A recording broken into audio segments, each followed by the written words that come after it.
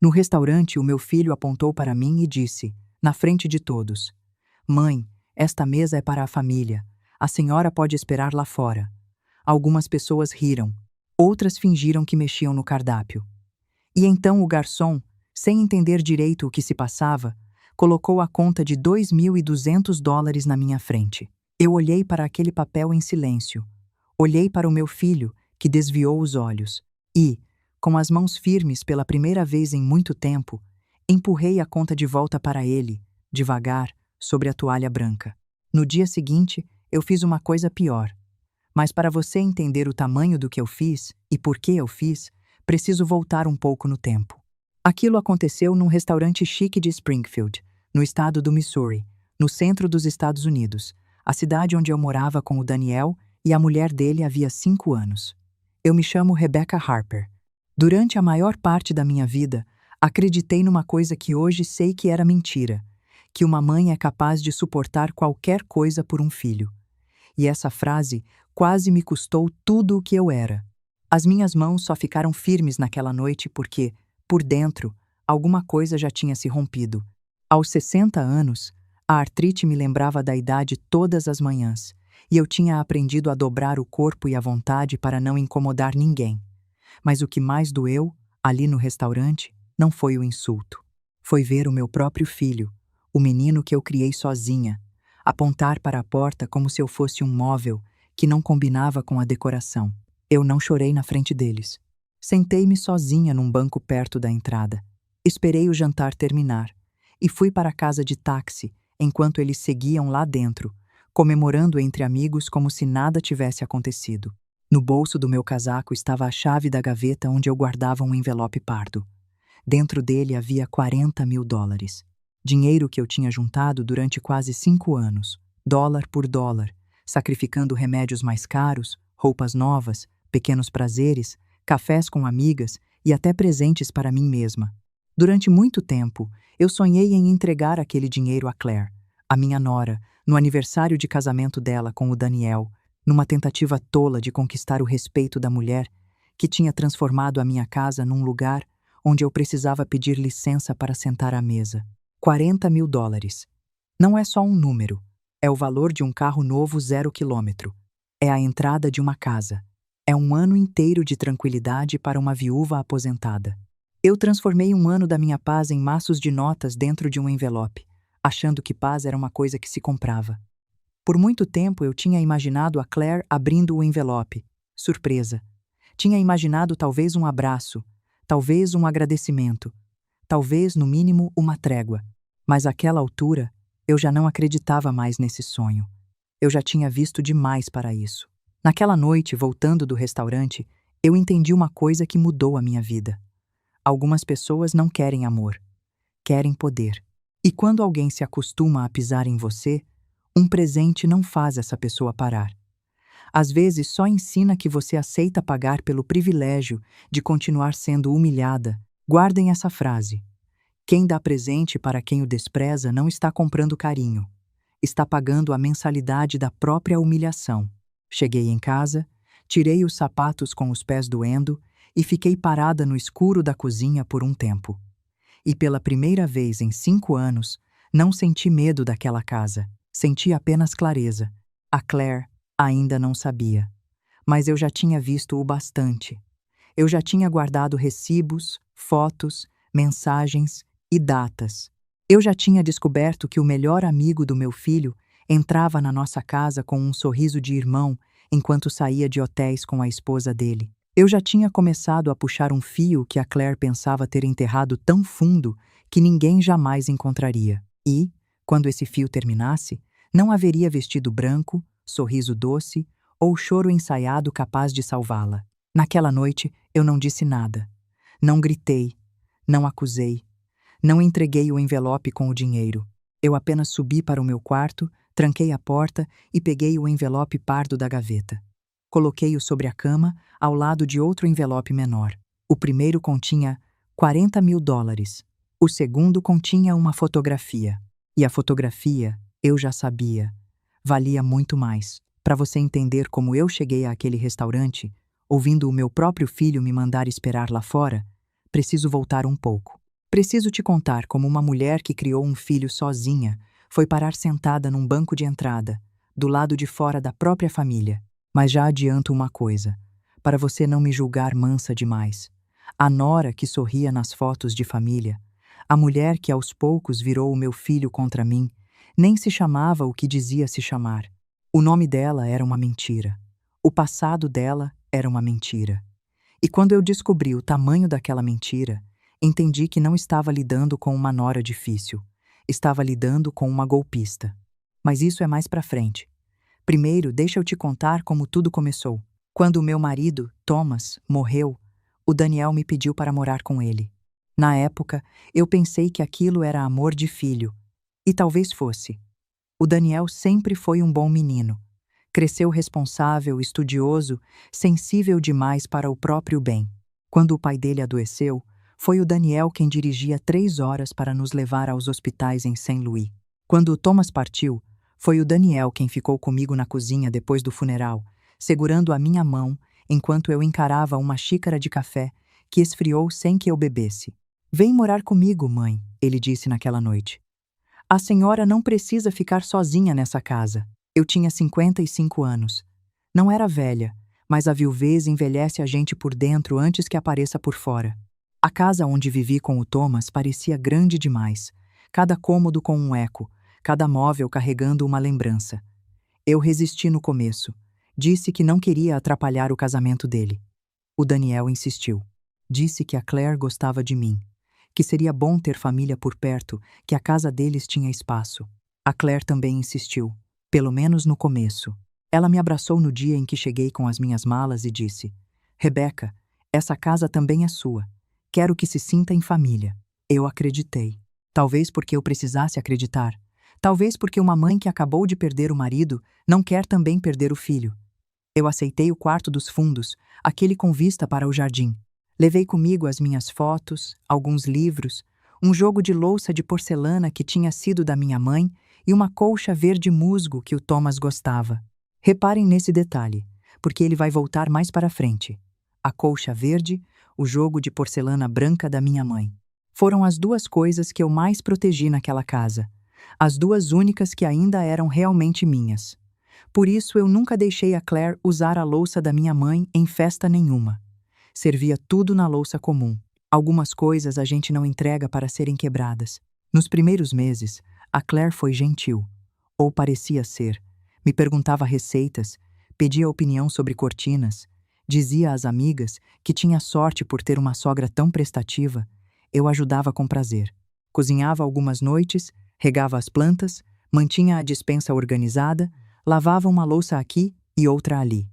Eu achava que estava contribuindo, só que as ajudas começaram a mudar de forma. Primeiro, a Claire pedia com doçura: "Rebecca, você poderia preparar o jantar hoje? A minha cabeça está explodindo." Depois virou costume: "Rebecca, deixei o frango descongelando. O Daniel chega às 7. Mais tarde virou ordem: "Não esqueça de limpar a bancada depois de cozinhar. Fica desagradável receber visitas com cheiro de gordura." E quando percebi, eu já estava acordando antes de todos, preparando café, dobrando roupas, limpando banheiros, cuidando das compras, fazendo listas para uma casa em que a minha opinião valia menos do que a da mulher que vinha fazer as unhas da Claire. O pior era que a Claire não era cruel o tempo todo. Se fosse, talvez o Daniel tivesse percebido. Ela era habilidosa. Quando ele estava por perto, me chamava de "querida Rebecca." Tocava o meu ombro, perguntava se eu precisava de alguma coisa. Na frente dos outros, dizia que me admirava pela minha força após a viuvez. Mas quando o Daniel saía para o trabalho e a porta se fechava atrás dele, o rosto dela mudava. Era como se alguém apagasse a luz. "Você passou pano demais na mesa. Está cheirando a produto barato. Não coloque essa blusa quando as minhas amigas vierem. Parece roupa de brechó. Se o Daniel perguntar, diga que você insistiu em cozinhar. Ele fica com culpa se acha que eu pedi. Não sente conosco hoje. Vai ser jantar de casais." No início, eu tentava responder. Tentava explicar que também morava ali, que não era empregada, que estava ajudando por amor. A Claire sorria de lado. "Rebecca, você está muito sensível. Acho que ainda não superou a morte do Thomas." Essa era uma das armas favoritas dela: transformar a minha dor em defeito. Se eu ficava triste, era luto mal resolvido. Se eu reclamava, era ciúme. Se eu me calava, era manipulação passiva. A Claire sempre encontrava um jeito de fazer a minha reação parecer pior do que a ação dela. Reparem na engenharia disso. Ela não me batia, não me xingava na frente de ninguém. Ela só, todos os dias, reescrevia quem eu era. E gente que faz isso por tempo suficiente acaba convencendo até a vítima. Quando finalmente criei coragem para falar com o Daniel, ele estava sentado no escritório, cercado de papéis, depois de um dia de 12 horas no trabalho. Bati na porta com cuidado. Filho, posso falar com você? Ele tirou os óculos e sorriu, cansado. Claro, mãe. Aconteceu alguma coisa? Eu hesitei. Ainda me lembro de como o meu coração batia. Eu tinha ensaiado as palavras durante a tarde inteira. Queria ser justa. Não queria parecer ingrata. É sobre a Claire, comecei. Às vezes, quando você não está, ela fala comigo de um jeito que me machuca. O Daniel franziu a testa. Como assim? Como se eu fosse um peso. Como se eu não tivesse lugar aqui. Ele passou a mão pelo rosto. Vi o cansaço antes de ouvir a resposta. Mãe, a Claire também está tentando se adaptar. Não é fácil para uma mulher casada dividir a casa com a sogra. A frase me atingiu devagar. Eu sei, Daniel, mas não estou tentando mandar na casa. Só queria. Ele me interrompeu com uma voz baixa, quase gentil, e foi isso que doeu mais. Por favor, tenta não transformar tudo em conflito. A Claire se esforça tanto para manter a paz. Manter a paz. Notem essa expressão, porque ela é a corrente mais comum que prende mulheres como eu. Manter a paz quase nunca significa paz de verdade. Significa: continua aceitando, porque o silêncio dos outros é mais confortável que a sua dor. Naquela noite, eu entendi que a Claire tinha chegado antes de mim até o ouvido do meu filho. Ela já tinha plantado a versão dela. Eu não era uma mãe ferida, eu era uma sogra difícil. E cada palavra minha chegaria ao Daniel contaminada por essa ideia. Depois disso, passei a falar menos. Essa é uma coisa que muita gente não entende sobre humilhação dentro da família. Ela raramente começa como um golpe forte. Começa como um comentário. Depois, vem um favor que você não queria fazer. Depois uma piada que todos riem menos você. Depois uma porta que se fecha, um prato que você não come à mesa. Um lugar que deixa de ser seu sem que ninguém declare oficialmente que você foi expulsa. Quando percebi, eu estava pedindo desculpas por ocupar espaço, e a Claire sabia disso. Os $40.000 começaram com uma lata de biscoitos. Era uma lata antiga, com desenhos de flores, que eu guardava no fundo do armário. O Thomas costumava brincar, dizendo que todo americano respeitável tinha uma lata de biscoitos cheia de qualquer coisa menos biscoitos. Na minha, eu guardava documentos, algumas fotos e, depois da morte dele, pequenas quantias em dinheiro. No primeiro mês morando com o Daniel, guardei $20. No segundo, 50. Às vezes eu conseguia guardar 100, quando a minha pensão chegava e eu tinha gastado menos com farmácia. O Daniel me dava algum dinheiro de vez em quando, escondido da Claire, dizendo: para a senhora comprar alguma coisa bonita. Eu sempre agradecia e guardava. Não comprava nada bonito. Eu me convenci de que o bonito seria um dia olhar para a Claire e dizer: aqui está uma contribuição. Eu não sou um fardo. Vou parar aqui um segundo para te explicar uma coisa sobre como o dinheiro funciona nos Estados Unidos, porque isso pesa na história. Lá, quase tudo gira em torno de uma pontuação de crédito, um número que diz se você é confiável para bancos, senhorios, financiamentos. Uma viúva sem nome próprio no banco, sem conta separada, vira quase um fantasma para o sistema financeiro. No Brasil, a gente tem outro caminho, com a aposentadoria caindo certinho e uma rede de família que costura os buracos. Lá, juntar dinheiro escondido também era, para mim, juntar um pedaço de identidade de volta. Com o tempo, a lata ficou pequena. Passei o dinheiro para envelopes, depois para uma conta separada que o Thomas tinha aberto anos antes e que a Claire não conhecia. Vendi 2 pulseiras de ouro que não usava mais. Vendi um relógio antigo do Thomas depois de chorar uma tarde inteira com ele na mão. Somei tudo. Quando cheguei a $40.000, senti uma mistura de orgulho e tristeza. Orgulho porque eu tinha conseguido. Tristeza porque, no fundo, sabia que estava juntando dinheiro para uma pessoa que não merecia. Mesmo assim, eu planejei. O aniversário de casamento do Daniel e da Claire seria em alguns meses. Eu imaginava entregar o envelope durante um jantar íntimo. Diria que era uma ajuda para uma viagem, uma reforma ou qualquer sonho que os dois tivessem. Mas dentro de mim, a esperança era mais vergonhosa. Eu queria que a Claire me olhasse de outro jeito. Hoje, quando penso nisso, tenho vontade de abraçar aquela versão de mim mesma. Ela não era burra. Era só uma mulher cansada, tentando comprar paz, porque já não acreditava que pudesse recebê-la, de graça. Na mesma época em que terminei de juntar o dinheiro, a Claire se tornou ainda mais ousada. Talvez ela sentisse que eu estava mais quieta. Pessoas como ela confundem silêncio com rendição. Ela começou a organizar encontros em casa com amigas do clube de tênis. Eu preparava bandejas, café, bolinhos, saladas. Quando entrava na sala para servir, a Claire dizia coisas como: "A Rebeca adora se manter ocupada. Faz bem para ela se sentir útil." Eu ainda não sabia, mas esse tal clube de tênis, com aquelas idas e vindas em horários estranhos, escondia um segredo que ia explodir a minha família de dentro para fora. Naquela época, eu só achava que era frescura de mulher rica. Demorei a entender que algumas mentiras se escondem justamente atrás das desculpas mais bobas. Útil. Eu tinha criado o Daniel praticamente sozinha durante a adolescência dele, depois que o Thomas perdeu o emprego e caiu numa depressão profunda. Tinha feito turnos extras num mercado, costurado roupas para vizinhas, vendido tortas para pagar livros da faculdade. Tinha segurado a mão do meu marido enquanto ele morria. Mas, na boca da Claire, a minha vida inteira cabia naquela palavra pequena, útil. Certa tarde, uma das amigas dela, a senhora Henderson, perguntou se eu não queria sentar um pouco. A Claire respondeu antes de mim. "Ah, ela prefere ficar circulando.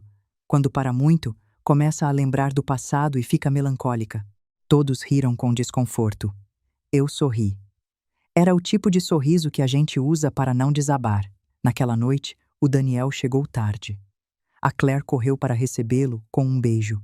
Eu estava na cozinha, lavando as taças. "A sua mãe foi ótima hoje", a Claire disse. "Doce como mel. Ajudou bastante com as meninas." O Daniel apareceu na porta. "Obrigado, mãe. A senhora é a melhor", ele disse com sinceridade. E isso me confundia. Porque o Daniel me amava, eu sabia disso. Mas amar alguém não significa enxergar o que está acontecendo com essa pessoa. Às vezes, quem ama também se acomoda na versão mais confortável da realidade. Eu quis dizer: "Filho, ela me trata como empregada." Mas a Claire estava atrás dele, olhando para mim com aquele sorriso pequeno. Então eu apenas respondi: "De nada, meu filho", e continuei lavando taças que não tinham sido minhas. A festa de aniversário do Daniel começou muito antes dos convidados chegarem. Começou às 5 da manhã, quando o alarme tocou e eu sentei na cama com uma dor fina nas costas. Ainda estava escuro. O aquecedor fazia um ruído baixo no corredor e o jardim lá fora parecia coberto por uma névoa clara. Aqui vale uma pausa rápida. Springfield fica no sudoeste do Missouri, numa região que eles chamam de Ozarks, de colinas e invernos secos e cortantes. No fim do outono, os termômetros já beiram o zero de manhã cedo, e o ar fica tão seco que racha os lábios. Não é o frio úmido do litoral. É um frio de planalto, daqueles que parecem morder. Eu, que cresci sentindo o sol o ano inteiro, levei anos para entender que existe frio que machuca em silêncio, igualzinho a certas pessoas. Vesti uma blusa velha, prendi o cabelo e desci para a cozinha. A Claire tinha deixado uma lista sobre a bancada. Peru no forno até às 10, purê sem grumos, molho separado, salada Waldorf, torta de maçã, torta de noz pecan, usar as travessas boas. Não havia, por favor. Não havia obrigada. Havia apenas o meu nome no alto da folha, como se fosse uma ordem de serviço. Preparei café e comecei. O peru era grande. Temperei com ervas, manteiga, alho e limão, do jeito que o Daniel gostava. Enquanto ele assava, descasquei batatas. As minhas mãos começaram a doer depois da segunda panela. Parei por alguns segundos, flexionei os dedos e continuei. Fiz a massa das tortas, cortei maçãs, torrei nozes, lavei alfaces, organizei louças, separei talheres. Por volta do meio-dia, a Claire entrou na cozinha. Vestido branco, brincos discretos, cabelo preso de um jeito que parecia simples, mas certamente tinha levado 1 hora. O perfume dela tomou a cozinha antes que a voz chegasse. Rebecca, espero que você não tenha exagerado no alho. Gente elegante não gosta de comida pesada. Eu respirei fundo. O Daniel gosta assim. Ela ergueu uma sobrancelha. O Daniel gosta de muitas coisas que não combinam mais com a vida que ele tem hoje. A frase ficou no ar. Eu deveria ter entendido antes que a Claire não queria apenas controlar a casa. Queria editar o passado do meu filho. Queria transformar o Daniel num homem que tivesse surgido pronto, bem-sucedido e elegante. Sem mãe viúva, sem infância simples, sem pratos de comida feitos com economia e amor. Também quero que use o avental preto, ela continuou. O floral parece coisa de fazenda. Olhei para o avental floral pendurado perto da porta. O Thomas tinha comprado para mim numa feira, muitos anos antes. O preto está manchado, respondi. Então lave e use. Ela saiu sem esperar resposta. Olhem para essa cena com calma. Ela não estava escolhendo um avental. Estava escolhendo apagar o Thomas, que tinha comprado o floral. Gente assim controla memórias, não objetos. Os convidados começaram a chegar às 2 da tarde. A Claire recebia cada pessoa como se fosse a anfitriã perfeita. O Daniel desceu pouco depois, ainda ajustando o relógio no pulso. Quando entrou na sala e viu a decoração, sorriu. Claire, ficou incrível. Eu estava na cozinha, segurando uma travessa quente com pano dobrado, e vi os olhos dela brilharem como se a frase tivesse sido uma medalha. Fiz tudo pensando em você, amor. A travessa queimou a ponta dos meus dedos. Ninguém viu. Durante 2 horas, servi bebidas, arrumei pratos, levei bandejas. Algumas pessoas me cumprimentavam com educação. Outras me tratavam como se eu fizesse parte da equipe contratada. A senhora Henderson, que morava ao lado, chegou a me tocar no braço. Rebecca, você está bem? Parece cansada. Antes que eu respondesse, a Claire apareceu. Ela fica assim quando insiste em fazer mais do que deve. Eu digo para descansar, mas você sabe como pessoas mais velhas são teimosas. Sorri novamente. Eu estava ficando especialista em sorrisos que escondiam sangramentos invisíveis. Quando a comida foi servida, os elogios vieram como uma chuva que caía no jardim errado.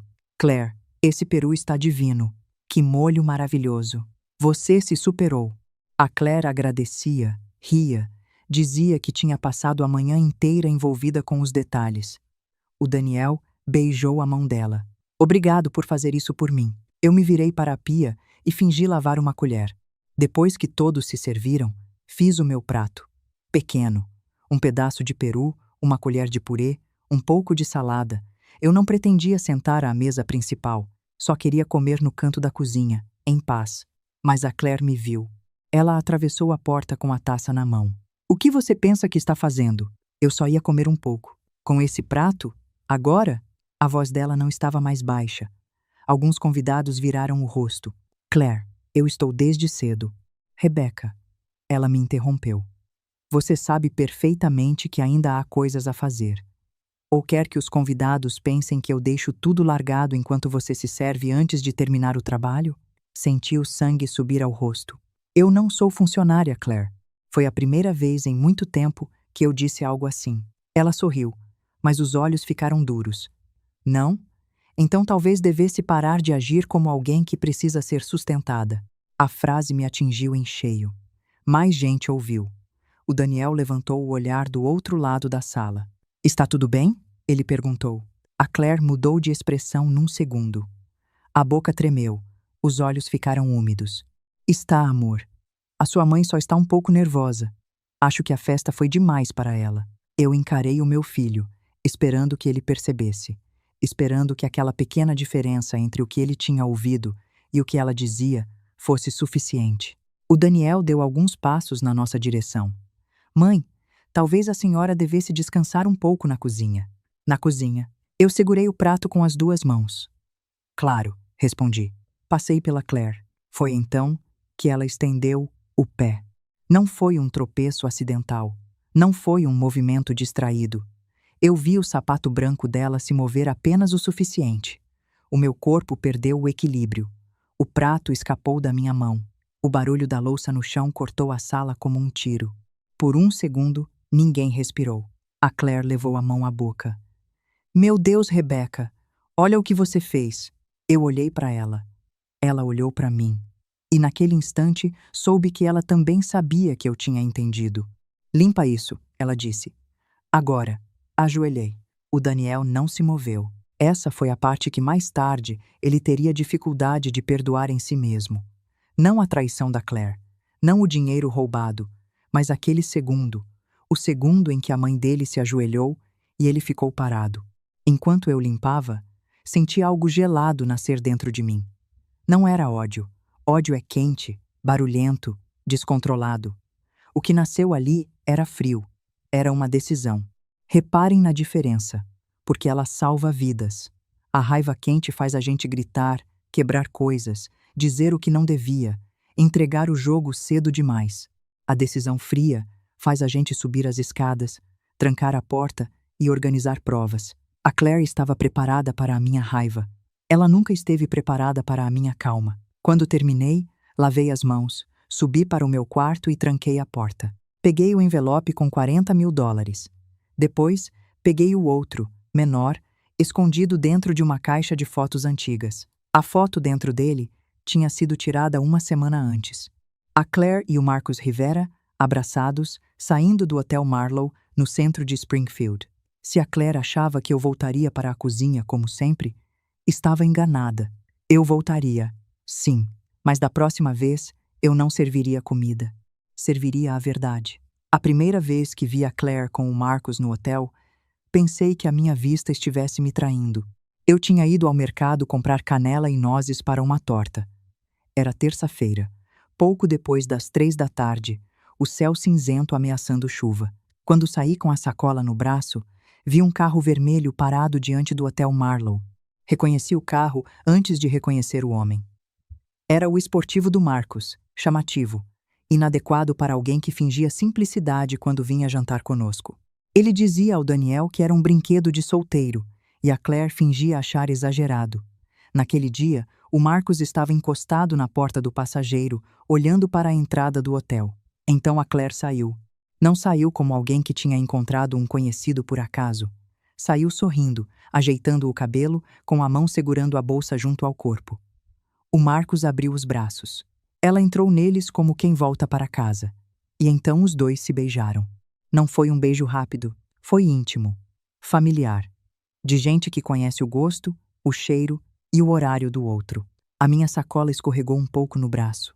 Um pacote de nozes caiu no chão, mas eu não me abaixei para pegar. Fiquei olhando, escondida atrás de um carro estacionado, com o coração batendo tão forte que parecia impossível que eles não ouvissem. O Marcus disse algo no ouvido dela. A Claire riu, a mesma risada que usava na sala da minha casa, ao lado do meu filho. Depois os dois entraram no carro e foram embora. Passei alguns minutos parada na calçada, incapaz de me mover. A chuva começou fina, molhando o meu cabelo e as minhas compras. Uma mulher passou e perguntou se eu estava bem. Respondi que sim, era mentira. Voltei para casa com a mente cheia de vozes. Conte para o Daniel. Não conte sem prova. A Claire vai negar. O Daniel vai achar que é ciúme. E se você tiver entendido errado, mas eu não tinha entendido errado. Mesmo assim, decidi esperar. Foi a decisão mais difícil e talvez mais inteligente que tomei. Porque se eu tivesse contado naquele dia, a Claire teria chorado. O Marcus teria rido, ofendido. O Daniel teria me olhado com pena e decepção. A história teria sido enterrada como mais uma crise de uma mãe viúva que não conseguia dividir o filho. Então, comecei a observar. E aqui vai uma lição que eu aprendi do jeito mais difícil e que eu queria ter sabido 20 anos antes. Se você desconfia que algo está muito errado, não corra para a acusação. A verdade falada por uma pessoa fragilizada vira exagero na boca de quem manipula. Mas a verdade guardada com data, com imagem, com registro, não tem como ser transformada em drama de sogra. Observe, anote, proteja-se em silêncio. O momento de agir não é quando você descobre, é quando você consegue provar. Descobri que a Claire tinha rotinas. Terças e quintas eram os dias de clube de tênis. Ela saía perfumada demais, maquiada demais, usando vestidos que não combinavam com quadras. Voltava 2 ou 3 horas depois, às vezes com o cabelo preso de outro jeito. Quando o Daniel perguntava como tinha sido, ela dizia: cansativo, preciso de um banho. O Marcos também tinha padrões. Aparecia em casa quando o Daniel estava viajando ou preso em reuniões. Sempre havia uma desculpa. Um documento esquecido, uma garrafa de vinho, uma passada rápida para ver se precisávamos de algo. A Claire fingia surpresa. Eu fingia acreditar. Um dia, encontrei um recibo do Hotel Marlow no bolso do casaco dela. Não dizia muita coisa. Uma bebida no bar, uma taxa de estacionamento, horário de saída. Mas guardei. Dobrei e escondi dentro de uma Bíblia antiga que ficava no meu quarto. Não por ironia, por segurança. A Claire nunca abriria uma Bíblia. 2 semanas depois, o celular dela ficou sobre a bancada da cozinha. A Claire estava no banho. O Daniel ainda não tinha chegado. A tela acendeu com uma mensagem do Marcos. Hoje foi perfeito. O idiota suspeita de alguma coisa? Fiquei imóvel. A palavra idiota parecia grande demais naquela tela. Eu sabia que não deveria tocar no telefone. Uma parte de mim ainda era a mulher que respeitava limites, privacidade, regras. Mas outra parte lembrou do Daniel beijando a mão da Claire pelo jantar que eu tinha feito. Lembrou de todas as vezes em que ela me chamou de peso, sem usar exatamente essa palavra. Peguei o celular. A senha era a data de aniversário do Daniel. Isso quase me fez rir. Até a traição dela usava o amor dele como chave. Abri a conversa. Havia meses de mensagens, fotos, horários, piadas internas, planos, mentiras combinadas. Eu li com a sensação de estar descendo uma escada escura sem saber onde terminava. A Claire escrevia: o Daniel acredita em qualquer coisa se eu fizer cara de magoada. O Marcos respondia: ele sempre foi assim. Bom demais para perceber quando estão roubando dele. Outra mensagem dela: a velha me irrita, mas é útil. Cozinha, limpa e ainda acha que um dia vou gostar dela. Sentei numa cadeira, porque as minhas pernas falharam. Útil. Lá estava a palavra de novo. Tirei fotos da tela com o meu celular, uma por uma. Mãos tremendo, respiração curta, ouvido atento ao barulho do chuveiro. Quando ouvi a água parar, quase deixei o telefone cair. Fechei a conversa, coloquei o aparelho exatamente onde estava e voltei para a pia. A Claire entrou na cozinha 10 minutos depois, enrolada num hobby. Você viu o meu telefone? Está na bancada, respondi. Ela me olhou por um tempo longo demais. Você mexeu nele? Se eu tivesse respondido rápido, teria parecido culpa. Se tivesse hesitado demais, também. Não, Claire. Ela pegou o celular, analisou a tela, depois me encarou. Que bom. Não gosto que mexam nas minhas coisas. Eu continuei lavando uma xícara. Naquela noite, quase não dormi. As mensagens no meu telefone pareciam queimar dentro da gaveta. Eu tinha provas de traição, sim, mas havia algo nas conversas que me incomodava ainda mais. O Marcos e a Claire falavam do Daniel não apenas como amantes culpados, falavam como sócios, como pessoas que administravam uma fraude. Em uma das mensagens, a Claire dizia: transferi mais 1.200 para a conta da consultoria. Ele nem olha. O Marcos respondia: pequeno e constante. É assim que a gente ganha sem levantar suspeita. Li essa frase umas 10 vezes. Pequeno e constante. Não era apenas adultério, era roubo. E aqui, eu preciso te explicar uma coisa, porque ela muda o peso de tudo. Existe um tipo de golpe que não aparece de uma vez. Não é o ladrão que esvazia a conta num dia. É o que tira pouco, todo mês, em valores que parecem pequenos demais para investigar. $1.200 some num orçamento grande, como uma gota num balde. Mas 1.200 por mês, durante anos, vira uma casa inteira. Golpistas espertos não roubam pela ganância visível, roubam pela paciência invisível e contam com uma coisa: que a vítima esteja cansada, distraída ou confiando demais para conferir. E se havia roubo, eu precisava de ajuda de alguém que soubesse seguir rastros que eu nem sabia onde procurar. O Samuel Garcia trabalhava numa sala pequena no segundo andar de um prédio antigo, em cima de uma padaria cubana, perto da rua principal. A placa na porta dizia apenas: Garcia Investigações. Nada de luzes chamativas, nada de filme policial. Apenas uma porta marrom e cheiro de café vindo do andar de baixo. Ele tinha uns 50 anos, talvez um pouco mais. Cabelo grisalho nas têmporas, olhar de quem escutava antes de acreditar. Gostei disso. Eu não precisava de alguém que me dissesse o que eu queria ouvir. Precisava de alguém que enxergasse o que eu ainda não entendia. Mostrei as fotos do hotel, as mensagens, o recibo. O Samuel leu em silêncio. Não fez cara de escândalo. Não disse que absurdo. Apenas organizou tudo sobre a mesa, em ordem, como se cada pedaço de papel fosse uma peça de quebra-cabeça. A senhora quer provar a traição para o seu filho? Ele perguntou. No começo, sim, respondi. Agora não sei mais se é só isso. Ele tocou com o dedo a foto de uma mensagem sobre a tal consultoria. Também não acho que seja só isso. O meu estômago afundou. O que acha que é? Ainda não sei.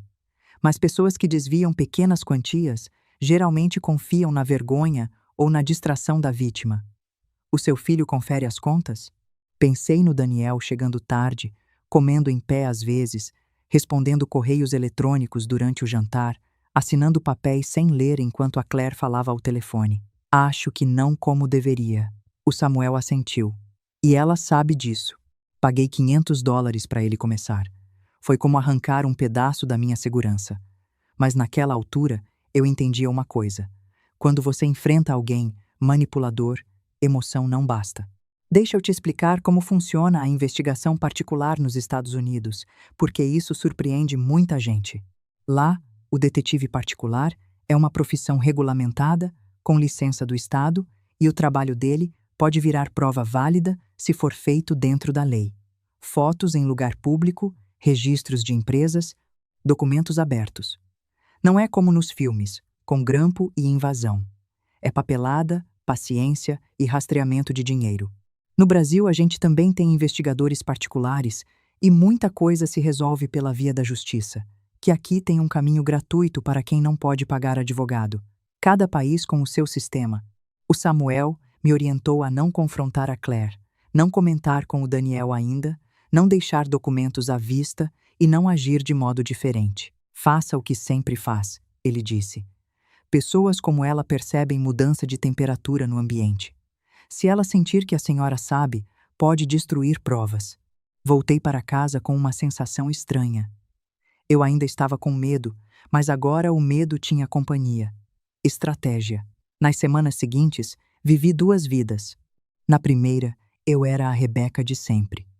Preparava café, lavava louça, ouvia a Claire reclamar da organização da despensa, aceitava os suspiros dela quando eu demorava a subir escadas. Na segunda, eu anotava horários, fotografava recibos, guardava envelopes, observava quando o Marcos aparecia, quanto tempo ficava, o que a Claire fazia antes e depois.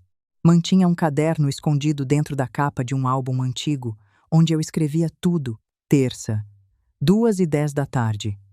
Claire saiu dizendo que ia ao clube, vestido verde, perfume forte, voltou 5h05. Quinta, 3h20. Marcos ligou. Claire foi para o jardim. Disse: Não aqui. Sábado, 11 da manhã. Daniel perguntou sobre uma cobrança no cartão. Claire disse que era a assinatura de software do trabalho dele, e ele aceitou. Eu me sentia ridícula às vezes. Uma mulher de 60 anos brincando de detetive dentro da própria casa. Mas então a Claire fazia algum comentário cruel, e eu lembrava por que estava fazendo aquilo. Cá entre nós.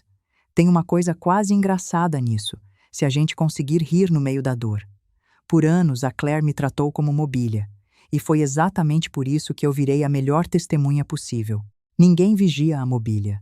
Ninguém esconde nada da empregada que finge não ver.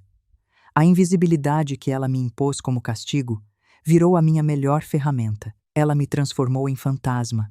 E fantasma anda pela casa toda sem ninguém perguntar onde foi. Um dia, enquanto eu dobrava toalhas na lavanderia, ouvi o Daniel e a Claire discutindo no corredor. Amor, essa cobrança apareceu de novo, o Daniel disse. Bennett Consultoria. Você sabe o que é? O meu coração parou. A Claire respondeu sem hesitar. Claro. É aquele serviço que o seu departamento usa para relatórios. Você autorizou meses atrás. Eu autorizei? Daniel, você vive tão cansado que esquece tudo. Quer que eu procure o correio eletrônico? Houve silêncio. Não, tudo bem. Se você lembra, deve ser isso. Ela riu baixinho. O que seria de você sem mim? Ouvi um beijo. Depois passos. A porta da lavanderia estava entreaberta. A Claire passou e me viu. Por um segundo, o rosto dela endureceu. Você está ouvindo atrás da porta, Rebecca? Estou dobrando toalhas. Então dobre mais rápido. Essa casa não se arruma sozinha. Ela foi embora. Eu fiquei segurando uma toalha branca, sentindo a raiva subir pelo peito. A Claire roubava o Daniel e ainda fazia com que ele agradecesse pela mentira. Naquela noite, tentei falar com ele. O Daniel estava na varanda, mexendo no celular. A Claire tinha saído para encontrar as meninas. Eu sentei ao lado dele. Filho, posso te perguntar uma coisa? Claro. Você confia no Marcos? Ele riu. Mais do que em quase qualquer pessoa. Por quê? A resposta me apertou o coração. E na Claire? O sorriso dele diminuiu. Mãe, eu só estou perguntando. Você vai começar de novo? De novo o quê? Ele guardou o celular. Com essa coisa de achar defeito na Claire. Eu sei que vocês duas têm diferenças, mas ela tem tentado. Eu respirei fundo. Daniel, eu preciso que você observe. Só isso. Observe como ela age quando o Marcos está por perto. Observe as suas contas. Observe. Antes que eu terminasse, a porta da varanda se abriu. A Claire estava ali. Não sei quanto ela ouviu. O bastante, talvez. Os olhos dela ficaram úmidos antes mesmo de falar. Eu sabia. O Daniel se levantou. Claire, ela levou a mão ao peito. Eu sabia que um dia ela tentaria colocar você contra mim. Eu só não achei que fosse usar o Marcos também. Não é isso, eu disse. A Claire olhou para mim como se eu a tivesse apunhalado. O que eu fiz para você me odiar tanto, Rebecca? Eu abri a minha casa, cuidei do seu filho, aceitei você aqui e nada é suficiente. A habilidade dela era assustadora. Em segundos, virou a cena. Eu, que tentava alertar, parecia a agressora. Observem bem essa técnica, porque ela tem nome e tem padrão. Quem manipula raramente se defende da acusação. Quem manipula ataca primeiro, vira a vítima e transforma quem reclama em vilão. É rápido, é ensaiado e funciona porque a pessoa de fora só vê o choro, não vê o que veio antes. O Daniel passou a mão pelo rosto. Mãe, por favor. Daniel, escute. Ele ergueu a voz. Não foi um grito, mas foi firme. Chega.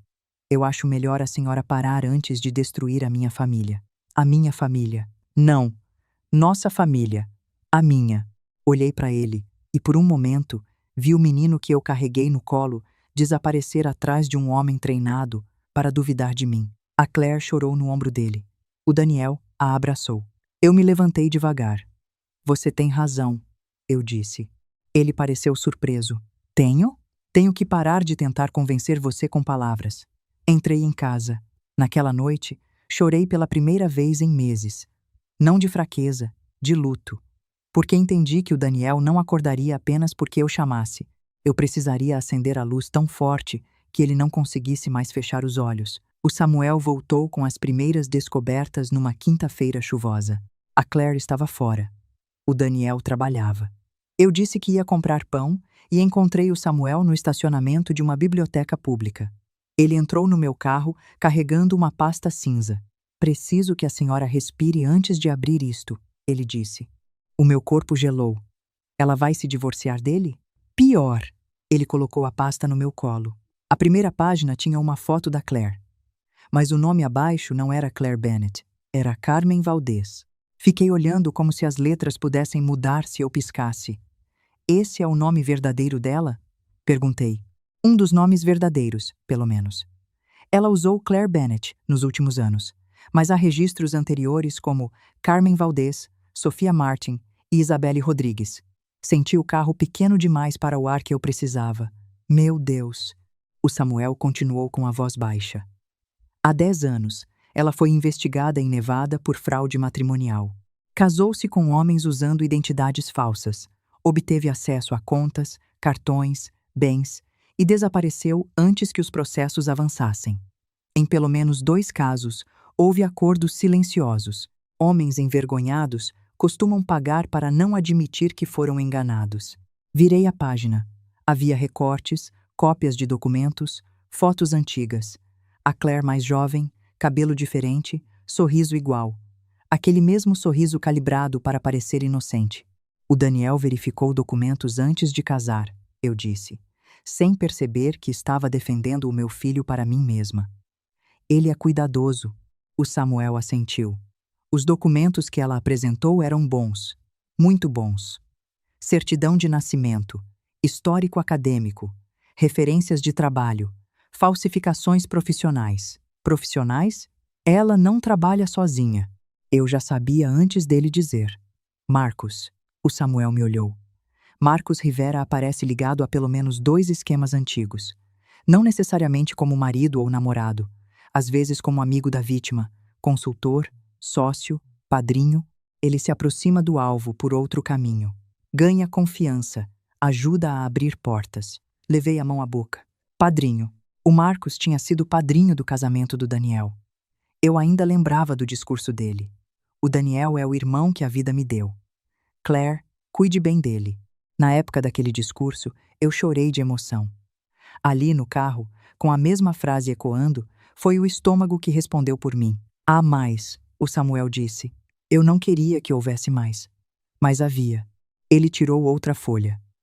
Quando a Claire se casou com o Daniel, ela ainda constava legalmente casada com um homem chamado Robert Sanchez, em Las Vegas. Não encontrei registro válido de divórcio. Isso significa que o casamento com o Daniel pode ser questionado juridicamente.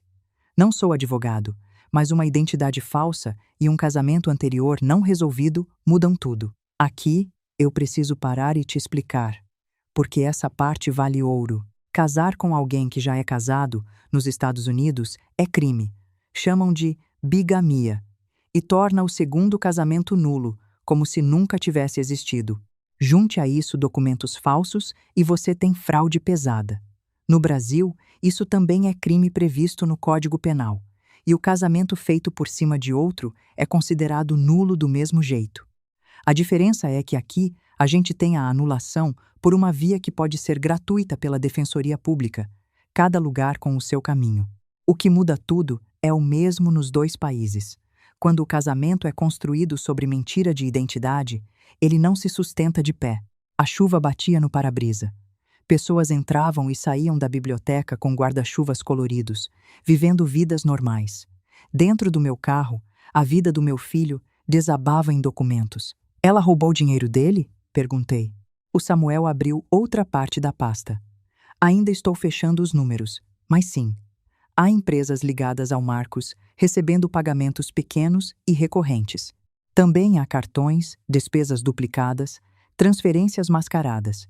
Estimativa inicial: mais de $150 mil. Pode chegar a 250 mil. Fechei os olhos. $250 mil. Para você sentir o tamanho disso, é uma casa boa paga à vista numa cidade do interior. É a faculdade de 2 filhos do começo ao fim. É a aposentadoria inteira de um homem que trabalhava 12 horas por dia achando que estava construindo um futuro. E a Claire, ou Carmen, drenava esse futuro em silêncio, sorrindo na mesa do jantar. O Samuel tocou o meu braço com cuidado. Senhora Harper, eu sei que isso é muito, mas preciso que entenda uma coisa. Ela é perigosa no sentido social da palavra. Não precisa levantar a mão para destruir alguém. Ela destrói reputação, memória, confiança. Se suspeitar que a senhora sabe, vai tentar virar tudo contra a senhora. Ela já fez isso. Então agora fará pior. Guardei a pasta dentro de uma sacola de compras antes de voltar para casa. Comprei pão de verdade para não levantar suspeita. Quando entrei, a Claire estava na sala, sentada com uma revista no colo. Demorou, ela disse. A padaria estava cheia. Ela olhou para a sacola. Comprou o integral que pedi? Eu tinha comprado. Sim, pelo menos isso. Subi para o quarto com a pasta escondida sob o casaco. Tranquei a porta e espalhei os documentos sobre a cama. Havia tantas vidas falsas ali que senti pena da palavra verdade. A Claire tinha usado nomes como quem troca de vestido. Cada nome deixava alguém ferido para trás. Foi nesse momento que decidi que a revelação não poderia ser privada. Lembra que eu disse, no começo, que no dia seguinte ao restaurante eu fiz uma coisa pior do que devolver a conta na cara do meu filho? Foi isto. Deixa eu situar você.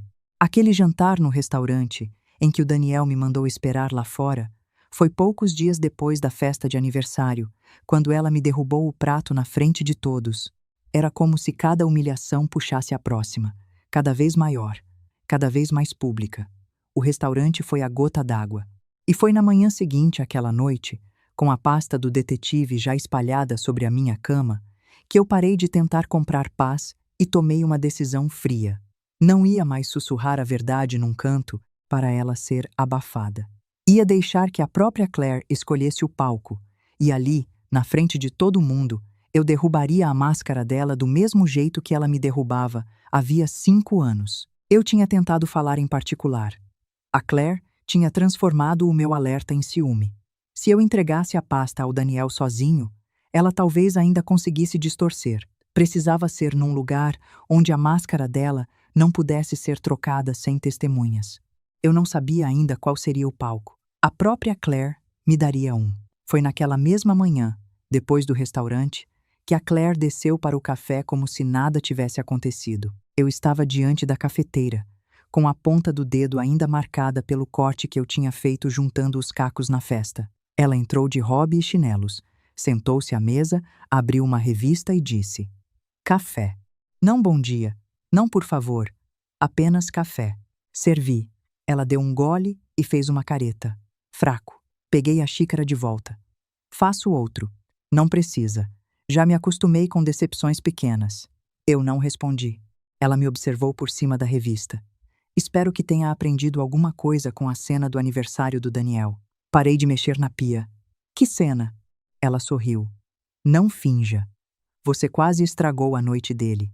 Com aquela sua necessidade de aparecer, foi constrangedor para todos. Virei-me devagar. Eu estava tentando comer. Você estava tentando se colocar num lugar que não era seu. A frase foi dita com tanta naturalidade que percebi. A Claire realmente acreditava nisso. Ou pelo menos acreditava que tinha o direito de me fazer acreditar. E qual é o meu lugar? Perguntei. Ela fechou a revista. Rebecca, não me force a ser indelicada. Quase ri. Depois de tudo, ela ainda achava que não tinha sido. O Daniel está numa fase importante da carreira, continuou. Ele recebeu uma promoção, caso não saiba. Quero organizar um jantar no sábado para comemorar. Algo elegante. Poucas pessoas, mas pessoas importantes. O Marcos virá, claro. Algumas amigas minhas, 2 sócios do Daniel, os Henderson. Preciso que a comida esteja perfeita. Segurei a borda da pia. Claro. Ela inclinou a cabeça. Você parece estranha. Só estou cansada. Então descanse depois de preparar o menu. No sábado, não quero falhas. Eu a observei beber o café fraco que tinha criticado. E pela primeira vez, agradeci silenciosamente a arrogância dela. A Claire estava escolhendo o próprio palco. Um jantar menor que a festa, mas com as pessoas certas. Testemunhas respeitáveis, colegas do Daniel, o Marcos presente, ela brilhando como anfitriã. Seria a noite perfeita para ela. E para mim. Liguei para o Samuel naquela tarde. Ela fará um jantar no sábado, eu disse. O Marcos estará lá. Houve silêncio do outro lado. A senhora está pensando no que imagino? Sim. Então precisa fazer direito. Nada de gritos, nada de acusações sem ordem. Coloque as provas numa sequência que conte a história. Primeiro a foto recente, depois mensagens, depois identidade, depois casamento anterior, depois dinheiro. Como se fosse um roteiro? Como se fosse um processo. Passei os dias seguintes montando o envelope. Não usei tudo. O Samuel tinha razão. Prova demais. Jogada de uma vez. Confunde. Escolhi o que era impossível de negar. Primeiro, a fotografia da Claire e do Marcus saindo do Hotel Marlow. Clara, recente, com data. Depois, cópias de 3 mensagens. Uma íntima, uma debochando do Daniel, uma mencionando a transferência para a consultoria. Depois, o documento com o nome Carmen Valdez e a foto antiga. Depois, o registro do casamento com o Robert Sanchez. Depois, uma planilha simples, feita pelo Samuel, mostrando pagamentos recorrentes para empresas ligadas ao Marcos. No fim, uma página com o contato do Samuel e uma anotação. Documentos originais e cópias certificadas disponíveis. Eu também peguei o envelope dos $40.000. Por alguns minutos, fiquei com os 2 sobre a cama. Um era a mulher que eu tinha sido, a que tentava agradar, pacificar, comprar um lugar. O outro era a mulher que eu estava me tornando, a que tinha aprendido que verdade também precisava ser preparada com paciência. Guardei o dinheiro de volta. Peguei o envelope das provas. Na sexta à noite, o Daniel entrou na cozinha enquanto eu preparava a massa de uma torta. Ele parecia exausto. Mãe. Sim? Ele coçou a nuca. Gesto que fazia desde menino quando queria pedir desculpas e não sabia como. Sobre a festa. Eu sei que ficou um clima estranho. Continuei abrindo a massa. Ficou. A Claire disse que a senhora está muito sensível. Que talvez a gente devesse pensar numa cuidadora algumas horas por semana para te ajudar. A faca dentro de mim girou. Cuidadora? Não é asilo, ele disse rápido. Só alguém para ajudar a senhora a se organizar, descansar. Olhei para ele. Daniel, eu cozinho, limpo, lavo, faço compras, cuido da casa. O que exatamente essa pessoa viria me ajudar a fazer? Ele ficou sem resposta. Eu só quero evitar conflitos. Conflitos para quem? Ele abriu a boca, fechou, desviou o olhar. Notem o que estava acontecendo ali, porque é cruel e é comum. A Claire não estava só me humilhando, estava preparando o terreno para me apagar de vez. Primeiro a mulher vira empregada, depois vira problema. Depois vira alguém que precisa de cuidados. É assim que se constrói, devagar, a narrativa de que a sogra perdeu a cabeça, para que ninguém acredite nela quando ela finalmente falar a verdade. Eu poderia ter contado tudo ali, poderia ter pego o envelope e colocado nas mãos dele, mas lembrei da Claire chorando na varanda. Lembrei de como ele tinha escolhido a versão mais fácil. Então apenas disse: sábado você vai entender algumas coisas. O que isso significa? Significa que eu ainda sou a sua mãe, mesmo quando você esquece. Ele ficou parado, atingido. Depois saiu sem dizer nada. Chorei depois que ele foi embora. Não porque eu duvidava do que faria, mas porque, para salvar o meu filho, eu teria que quebrar o mundo dele diante dos próprios olhos. E nenhuma mãe faz isso sem sangrar também. No sábado, a casa parecia uma vitrine. A Claire passou o dia andando de um lado para outro, dando ordens, ajustando flores, conferindo taças contra a luz. Usava um vestido cor de vinho, o cabelo preso, o perfume caro. Tudo nela dizia controle. Tudo em mim dizia espera. Eu cozinhei como sempre. Filé assado, batatas gratinadas, legumes, salada fresca, torta de maçã e noz pecan. A Claire provou o molho com a ponta de uma colher e disse: menos sal. Não estamos alimentando caminhoneiros. Refiz o tempero. Às 6h30, os primeiros convidados chegaram. Os Henderson vieram com uma garrafa de vinho. 2 amigas da Claire surgiram rindo, vestidas como se fossem para uma inauguração. Os colegas do Daniel trouxeram cumprimentos e histórias de escritório. O Marcus chegou por último. Sempre por último. Ele entrou como quem sabe que será notado. Abraçou o Daniel com força. Parabéns, irmão. Promoção merecida. Irmão. Eu estava na cozinha, segurando uma travessa, e senti a minha mão apertar o pano. O Marcus me viu e sorriu. Rebeca, como vai a nossa chefe favorita? Nossa. Eu quis responder que chefe favorita não come de pé na cozinha, mas apenas sorri. Ocupada. Ele riu. sem perceber a lâmina por baixo da palavra. A Claire apareceu ao lado dele. Por uma fração de segundo, os dois se olharam de um jeito que ninguém mais pareceu notar. Era rápido, treinado, mas estava lá. Familiaridade demais para duas pessoas que fingiam ser apenas amigos. O jantar começou às 7h15. O Daniel estava feliz, ou tentando estar. Quando todos se sentaram, ele agradeceu pela presença. A Claire tocou a mão dele, teatral. Você merece ser celebrado. Eu servi os pratos em silêncio. Enquanto andava ao redor da mesa, sentia o envelope preso por dentro do avental contra a minha cintura. Ele parecia quente, como se as provas tivessem vida própria. Os elogios vieram novamente. Claire, está maravilhoso. Que jantar lindo. Você tem um talento incrível para receber. Ela ria e dizia: Ah, tive ajuda. Por um segundo achei que olharia para mim. Não olhou. A florista quase errou os arranjos. Completou. Eu abaixei os olhos para não deixar o meu rosto me entregar. Durante o prato principal, o Marcos contou uma história sobre a faculdade dele e do Daniel. Todos riram. O Daniel ria mais que todos, uma risada antiga, de antes da Claire, antes da casa virar um teatro. Apertei a travessa com mais força do que precisava. O Marcos não tinha roubado apenas dinheiro, tinha roubado memórias, transformando cada lembrança verdadeira numa mentira retroativa. Depois do jantar, servi a torta. A Claire se levantou com a taça de vinho. Bateu de leve no copo com a faca. Gostaria de fazer um brinde. Todos se calaram. Ela sorriu para o Daniel. Ao meu marido maravilhoso, que construiu uma vida linda para nós. O Daniel olhou para ela com ternura. O Marcos ergueu a taça. Ao Daniel, ele disse. Todos repetiram. A Claire continuou. E aos amigos que caminham conosco há anos.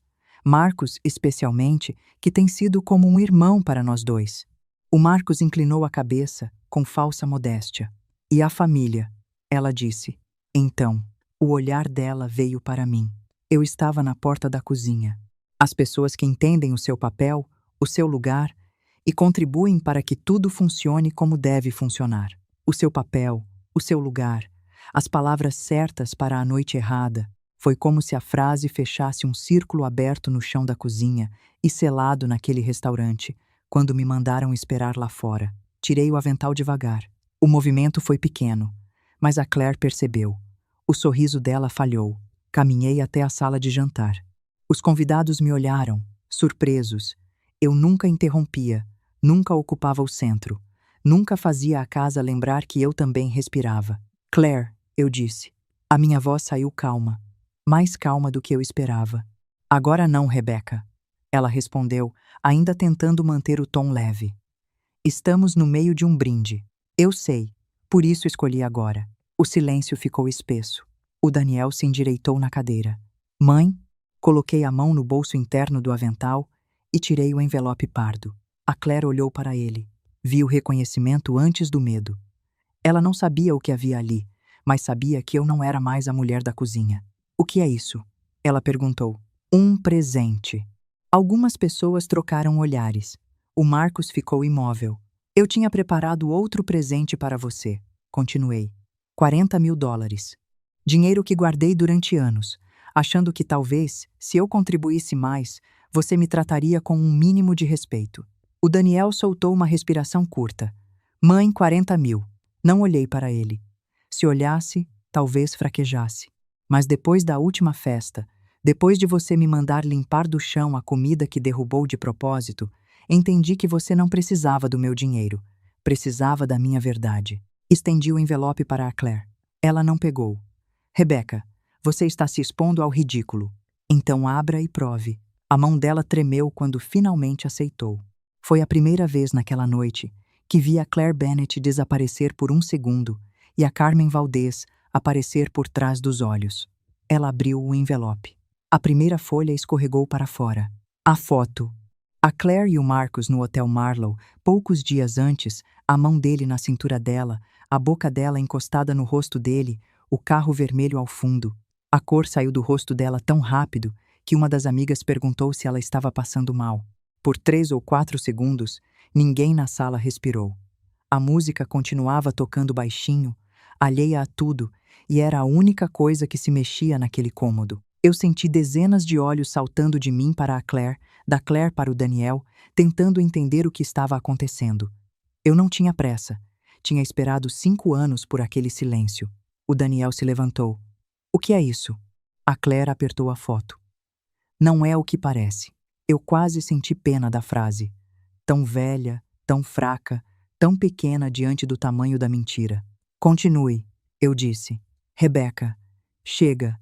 Ela sussurrou. Continue. O Daniel tirou a foto da mão dela. O Marcos deu um passo para trás. Daniel, posso explicar, ele disse. O Daniel olhou para o amigo. Você vai ficar quieto. A voz do meu filho não era alta, mas havia algo nela que fez o Marcos obedecer. A Claire puxou a segunda folha. Eram mensagens impressas. O Daniel leu por cima do ombro dela. O Daniel acredita em qualquer coisa se eu fizer cara de magoada. O dinheiro dele paga bem os nossos encontros. A velha é útil. Cozinha, limpa. E ainda acha que um dia vou gostar dela. Vi o momento exato em que a frase sobre mim atingiu o Daniel. Ele fechou os olhos por um segundo, como se tivesse levado um tapa. A Claire tentou pegar as folhas de volta. Isso foi tirado de contexto. De qual contexto? Perguntei. Do contexto em que você traía o meu filho ou do contexto em que zombava dele? Ela me olhou com ódio.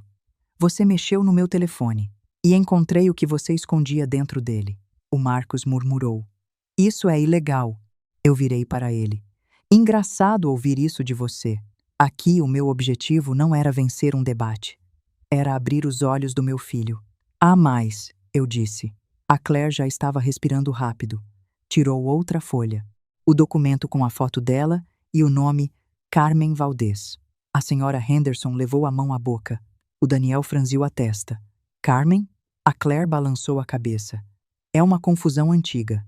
O seu nome é Claire? O Daniel perguntou. Ela o encarou.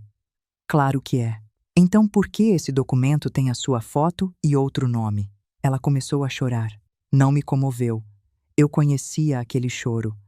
Era ferramenta, não ferida. Daniel, amor, eu ia te contar. Quando? Ela não respondeu. A próxima folha caiu sobre a mesa. O registro de casamento com o Robert Sanchez em Las Vegas, datado de 2 anos antes da cerimônia com o Daniel, sem registro de divórcio anexado. O Daniel pegou o papel. Li no rosto dele a tentativa desesperada de encontrar uma explicação que não destruísse a sua vida. Você era casada? Ele perguntou. A Claire chorava mais alto agora. Foi complicado. Eu era jovem. Ele era abusivo. Eu fugi. Você se divorciou? Silêncio. O Daniel repetiu mais baixo. Você se divorciou? A Claire olhou para o Marcos. Foi um erro. O Daniel viu. Por que você está olhando para ele? O Marcos ergueu as mãos.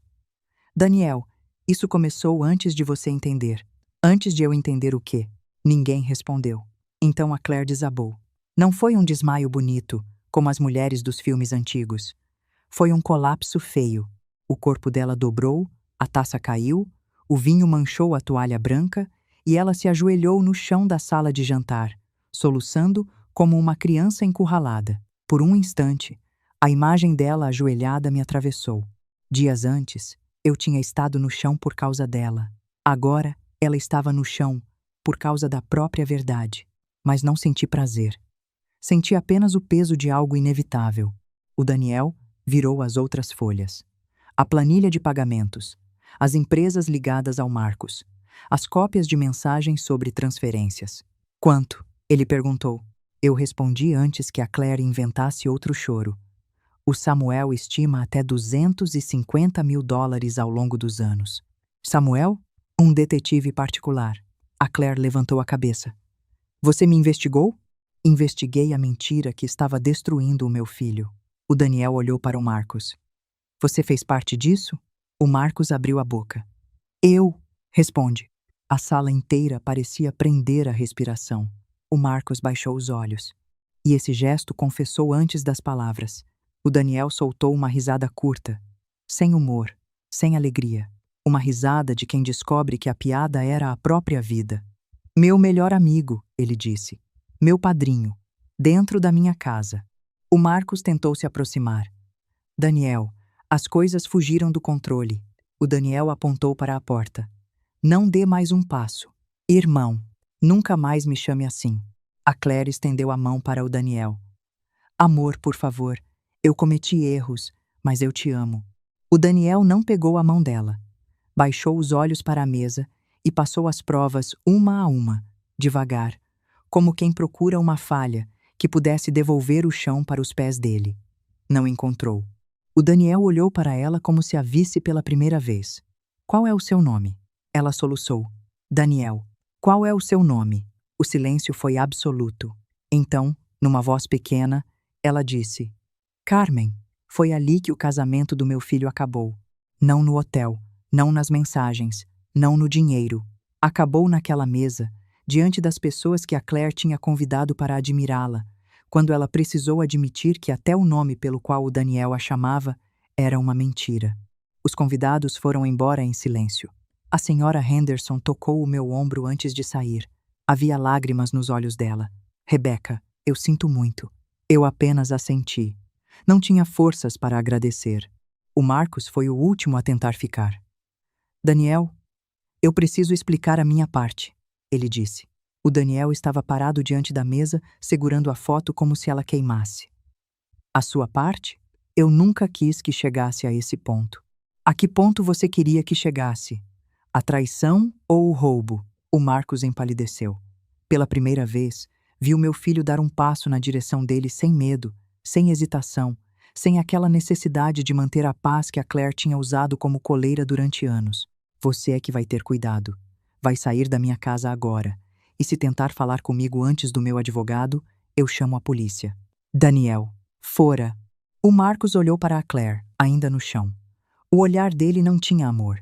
Tinha cálculo. Depois olhou para mim.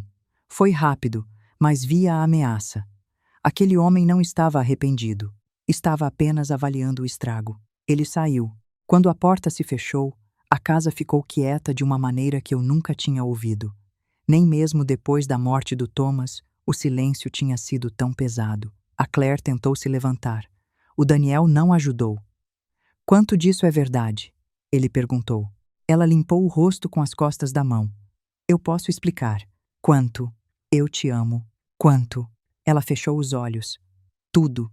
A palavra ficou entre nós como um corpo caído. Tudo. O Daniel sentou-se devagar. Passou as mãos pelo cabelo. Eu quis correr até ele, abraçá-lo, dizer que ele ainda era o meu filho, que sobreviveríamos. Mas algo me segurou. Aquela dor precisava atravessá-lo, sem anestesia. Durante anos, ele tinha escolhido não ver. Agora enxergava tudo de uma vez. A Carmen se arrastou até perto dele. Daniel, por favor. Eu ia parar. Ele olhou para ela. Parar de dormir com o Marcos ou parar de roubar o meu dinheiro? Ela chorou mais. Eu me perdi. Não, ele disse. Você me estudou. Você estudou a minha confiança, a minha rotina, a minha mãe, os meus pontos fracos. Isso não é se perder. Isso é caçar.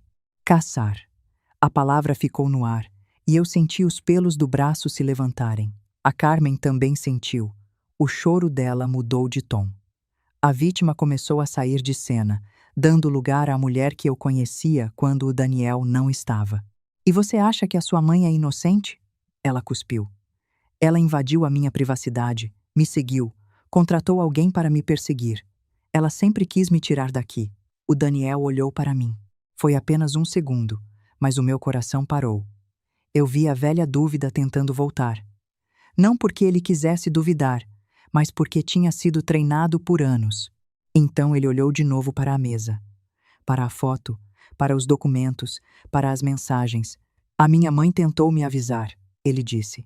A Carmen percebeu que estava perdendo. A sua mãe te envenenou contra mim. O Daniel se levantou. Não, você me envenenou contra ela. Ela ficou imóvel. Durante anos, ele continuou. Você me fez acreditar que ela era difícil, ciumenta, confusa, e eu deixei. Eu aceitei porque era mais fácil do que enfrentar você. A voz dele falhou na última frase. Eu senti lágrimas subirem, mas segurei. Guardem esse momento, porque ele é a virada que toda mãe nessa situação espera e quase nunca recebe. Não foi a prova que salvou a relação entre mim e o meu filho. Foi ele finalmente entender que a versão dele sobre mim tinha sido escrita por outra pessoa. A prova abre os olhos, mas é o reconhecimento que reconstrói a ponte. Naquela noite, a Carmen subiu para o quarto principal e trancou a porta. O Daniel ficou na sala até quase 4 da manhã, lendo cada documento. Eu fiquei perto, sem falar muito. Fiz café. Depois chá. Depois apenas sentei. Por volta das 3, ele segurou uma das mensagens e perguntou: há quanto tempo você sabe? Eu sabia que essa pergunta viria. Suspeito há 2 meses. Tenho provas há 6 semanas. Ele assentiu devagar. Por que não me contou? A resposta doeu antes de sair. Porque eu tentei, Daniel. E você me mandou parar antes que eu destruísse a sua família. Ele fechou os olhos. A frase voltou para ele como uma sentença. Mãe, eu precisava de provas que ela não pudesse transformar em ciúme. Ele cobriu o rosto com as mãos. Eu te deixei sozinha com isso. Não respondi, porque era verdade. Às 4 da manhã, ele disse: amanhã vou ligar para um advogado. Acho melhor. A Margaret Thompson entrou nas nossas vidas na segunda-feira seguinte. Ela tinha 60 e poucos anos, cabelo grisalho cortado na altura do queixo, terninho escuro cor de carvão e um jeito de olhar documentos como quem já tinha visto mentiras de todos os tamanhos tentando se passar por tragédias. O Daniel a encontrou por indicação de um colega, especialista em divórcios complexos, fraude patrimonial e anulações. Ela veio até a casa porque o Daniel mal conseguia sair sem sentir que o mundo o observava. Sentou-se à mesa onde, 2 dias antes, a Claire tinha brindado a família e abriu uma pasta de couro. Primeiro, ela disse, preciso deixar claro que vamos trabalhar com fatos, não com emoção. A emoção é compreensível, mas fatos protegem. Gostei dela imediatamente. O Daniel entregou tudo. Fotos, mensagens, planilhas, cópias de documentos, relatório do Samuel. A Margaret leu por quase 1 hora. Fazia pequenas anotações. Quando terminou, tirou os óculos. O caso é forte. O Daniel soltou o ar. Forte para quê? Para muita coisa. Anulação, dependendo da confirmação do casamento anterior. Ação civil, pelos valores desviados. Medidas para proteger contas e bens. E possivelmente comunicação às autoridades, caso se confirmem documentos falsos e fraude financeira. Ele ficou pálido. Eu só quero que ela vá embora. A Margaret o encarou com firmeza. Entendo, mas pessoas assim não vão embora simplesmente porque o senhor pede. Elas vão embora quando perdem acesso. Acesso a dinheiro, a narrativa, a documentos, a vítimas. A palavra narrativa me chamou a atenção. Era exatamente isso que a Claire sempre tinha controlado. Não apenas fatos. A história contada sobre os fatos. A Margaret continuou. Hoje mesmo, troquem senhas, cancelem cartões, congelem contas conjuntas se possível, notifiquem o banco, preservem todos os documentos. Não destruam nada.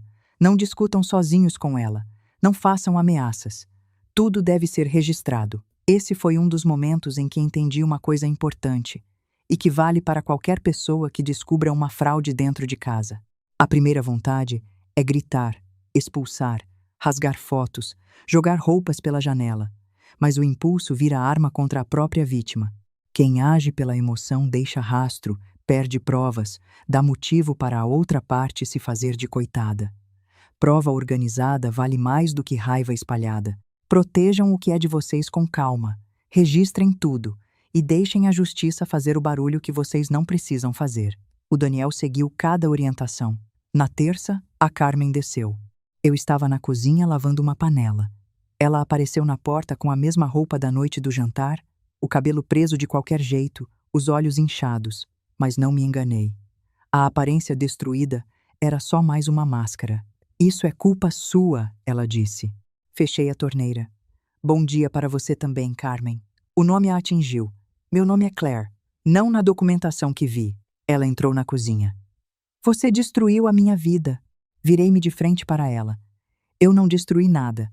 Só acendi a luz no quarto onde você escondia a sujeira. O rosto dela mudou. A fragilidade desapareceu. Você acha que ganhou? Acho que o Daniel acordou. Para mim, isso basta. Ela riu, mas era uma risada feia. O Daniel é fraco. Sempre foi. Ele vai sentir a minha falta. Talvez sinta falta da mulher que pensou que você fosse. Não de você. Ela avançou. Foi rápido. As unhas vieram na direção do meu rosto. Dei um passo para trás, bati contra a bancada. Por um segundo, vi fúria pura nos olhos dela. Não havia charme, não havia choro, não havia discurso, só a raiva de quem perdeu o brinquedo. O Daniel entrou na cozinha e segurou os braços dela. Não toca na minha mãe, a minha mãe. Dessa vez, ele disse como quem lembrava de algo sagrado. A Carmen se debateu. Ela arruinou tudo, tudo que eu trabalhei para construir. O Daniel a soltou com repulsa. Você chama de trabalho roubar a minha vida? Ela congelou. Eu te amei. Você amou o que podia tirar de mim. Ela tentou chorar de novo. Daniel, por favor, nós podemos ir embora, recomeçar. Ele parecia ter envelhecido 10 anos. Você ainda está negociando como se isso fosse uma compra. A Carmen percebeu que aquele caminho tinha fechado, então procurou outro. No dia seguinte, a polícia apareceu. 2 oficiais bateram à porta no fim da tarde. O Daniel atendeu. Perguntaram por mim. Senti o meu corpo inteiro gelar. A Carmen tinha registrado uma denúncia dizendo que eu a perseguia, ameaçava, invadia a privacidade dela e tinha falsificado documentos para destruir o casamento. Alegou que eu era uma idosa instável, obcecada pelo filho, incapaz de aceitar outra mulher na vida dele. Ouvir aquilo da boca de um policial foi humilhante de um jeito diferente. Não porque fosse verdade, mas porque era uma mentira construída com pedaços da imagem que a Claire vinha plantando sobre mim havia anos. Felizmente, o Samuel e a Margaret tinham previsto essa possibilidade. Entregamos cópias certificadas. O Samuel compareceu com registros de investigação. As fotos tinham os dados de data e local embutidos no arquivo. Os documentos vinham de fontes oficiais. As mensagens estavam preservadas. O banco confirmou movimentações suspeitas. A denúncia da Carmen começou a desmoronar em 3 dias. O advogado dela, um homem nervoso chamado Peter Walsh, renunciou pouco depois de descobrir que ela tinha mentido até para ele sobre o nome verdadeiro e o casamento anterior. Então o Marcos reapareceu. Não na casa. Ele não ousou. Foi ao escritório da Margaret com outro advogado e ofereceu cooperação. Queria salvar a própria pele. Entregou registros de transferências, correios eletrônicos, empresas de fachada, contas usadas pela Carmen e por ele. Disse que a Carmen o tinha manipulado. A Carmen provavelmente diria o mesmo dele. Reparem nisso, porque é uma verdade sobre gente desse tipo. Pessoas como eles nunca caem de mãos dadas. Enquanto o barco está inteiro, são sócios, amantes, parceiros. Quando o barco afunda, cada um usa o outro como boia. A lealdade entre golpistas dura exatamente até o momento em que deixa de ser lucrativa. A Margaret nos contou numa reunião curta. O testemunho dele fecha muitas lacunas, ela disse. Não o torna inocente, mas ajuda o caso do Daniel. O Daniel ficou em silêncio por muito tempo. Ele foi meu amigo por 15 anos. Foi seu amigo ou estudou como parecer um? A Margaret perguntou. Foi cruel. Foi necessário. A Carmen descobriu a cooperação do Marcos naquela mesma semana. Apareceu na casa gritando do lado de fora, batendo na porta, dizendo que todos pagariam. O Daniel já tinha uma ordem de restrição temporária. Chamou a polícia. Eu a vi pela janela. A Carmen estava no jardim, cabelo solto, maquiagem borrada, segurando uma bolsa cara como se ainda representasse alguma posição. Ela gritou o meu nome. Isso não acabou, Rebeca. Você vai se arrepender. Abri a porta antes que o Daniel me impedisse. Fiquei na soleira. Acabou no dia em que o meu filho perguntou o seu nome e você não pôde responder, Claire. Ela ficou muda. A polícia chegou minutos depois. Quando a levaram, ela olhou para mim com o mesmo ódio do dia da cozinha. Mas dessa vez, eu não baixei os olhos. A Carmen desapareceu antes do fim do processo. Não desapareceu como nos filmes, com perseguição ou malas jogadas pela janela. Simplesmente juntou o que ainda podia carregar, retirou dinheiro de uma conta que não tinha sido localizada a tempo e sumiu durante uma madrugada. Deixou para trás roupas, cosméticos, sapatos, fotos de casamento, objetos que antes pareciam definir quem ela era. Sobre a cama, o Daniel encontrou uma nota. Isso não acabou. Vocês não sabem tudo o que eu sei. Ele trouxe o papel até a cozinha com as mãos rígidas. Acha que ela volta? Pensei por alguns segundos. Acho que ela procura lugares onde ainda pode controlar a história. Aqui ela perdeu isso. Durante semanas, o Daniel verificou fechaduras, instalou câmeras, pulava quando o telefone tocava. A traição tinha acabado, mas o corpo dele ainda vivia em estado de invasão. Eu também tinha medo. Não vou fingir que virei uma heroína sem tremor. À noite, qualquer barulho no corredor me acordava. Mas havia uma diferença. O medo já não mandava em mim sozinho. Agora ele dividia espaço com a certeza de que eu tinha feito o necessário. E aqui vai uma coisa que pode socorrer alguém me ouvindo agora. Nos Estados Unidos, quem é ameaçado ou perseguido pode pedir ao juiz uma ordem de restrição, que proíbe a outra pessoa de se aproximar e costuma sair rápido. No Brasil, existem as medidas protetivas da Lei Maria da Penha, pedidas na delegacia ou na justiça. De graça. Nos dois países a ideia é a mesma. Ninguém precisa esperar a violência acontecer para ter direito a uma barreira legal entre si e quem ameaça. A casa passou por uma limpeza lenta. O Daniel tirou as fotos de casamento da parede e guardou numa caixa, não por saudade, mas porque a Margaret disse que poderiam ser úteis como registro. Cancelou assinaturas, fechou cartões, trocou até a fechadura do quarto principal. Mas havia coisas mais difíceis de remover. O cheiro do perfume dela parecia preso nas cortinas. A cadeira onde ela sentava para dar ordens me irritava. Um sábado, o Daniel chamou uma equipe para retirar o papel de parede da sala. Um papel caro, cinza com detalhes prateados, escolhido pela Claire porque dava sofisticação. Eu nunca gostei. "O que está fazendo?" perguntei. Ele estava de camiseta velha, ajudando a afastar móveis. Devolvendo a casa. Para quem? Ele olhou para mim. Para nós. Mas principalmente para a senhora. Durante anos, deixei essa casa virar o palco dela. A senhora morava aqui, mas parecia pedir licença para respirar. Eu não quero mais isso. Fui para o jardim para não chorar na frente dos trabalhadores. Naquela tarde, enquanto pedaços de papel de parede caíam como pele morta, senti a casa respirar pela primeira vez em anos. A Margaret conseguiu recuperar parte do dinheiro. Não tudo. Pessoas como a Carmen espalham valores em contas, nomes, empresas, compras que somem. Mas uma quantia significativa voltou. O Daniel não comemorou. Dinheiro recuperado depois de traição nunca parece ganho. Parece apenas um pedaço do que foi arrancado. Certo dia, ele entrou no meu quarto com um envelope. Pensei que fosse algum documento. Ele colocou sobre a minha cama. "É seu." Abri. $40.000. O meu coração tropeçou. Daniel? Não. Sim. Esse dinheiro eu juntei para tentar comprar paz de uma mulher que não merecia nem a sua educação. Sentei na beira da cama. "Eu não quero que você me devolva por culpa." Ele se ajoelhou diante de mim. A imagem dele ajoelhado quase me quebrou, porque me lembrou de mim no chão da cozinha.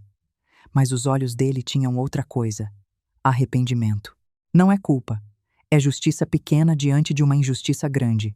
Esse dinheiro saiu da sua vida, das suas economias, dos seus sacrifícios. Não vai ficar preso na história dela. Toquei o envelope. "Não sei usar dinheiro comigo."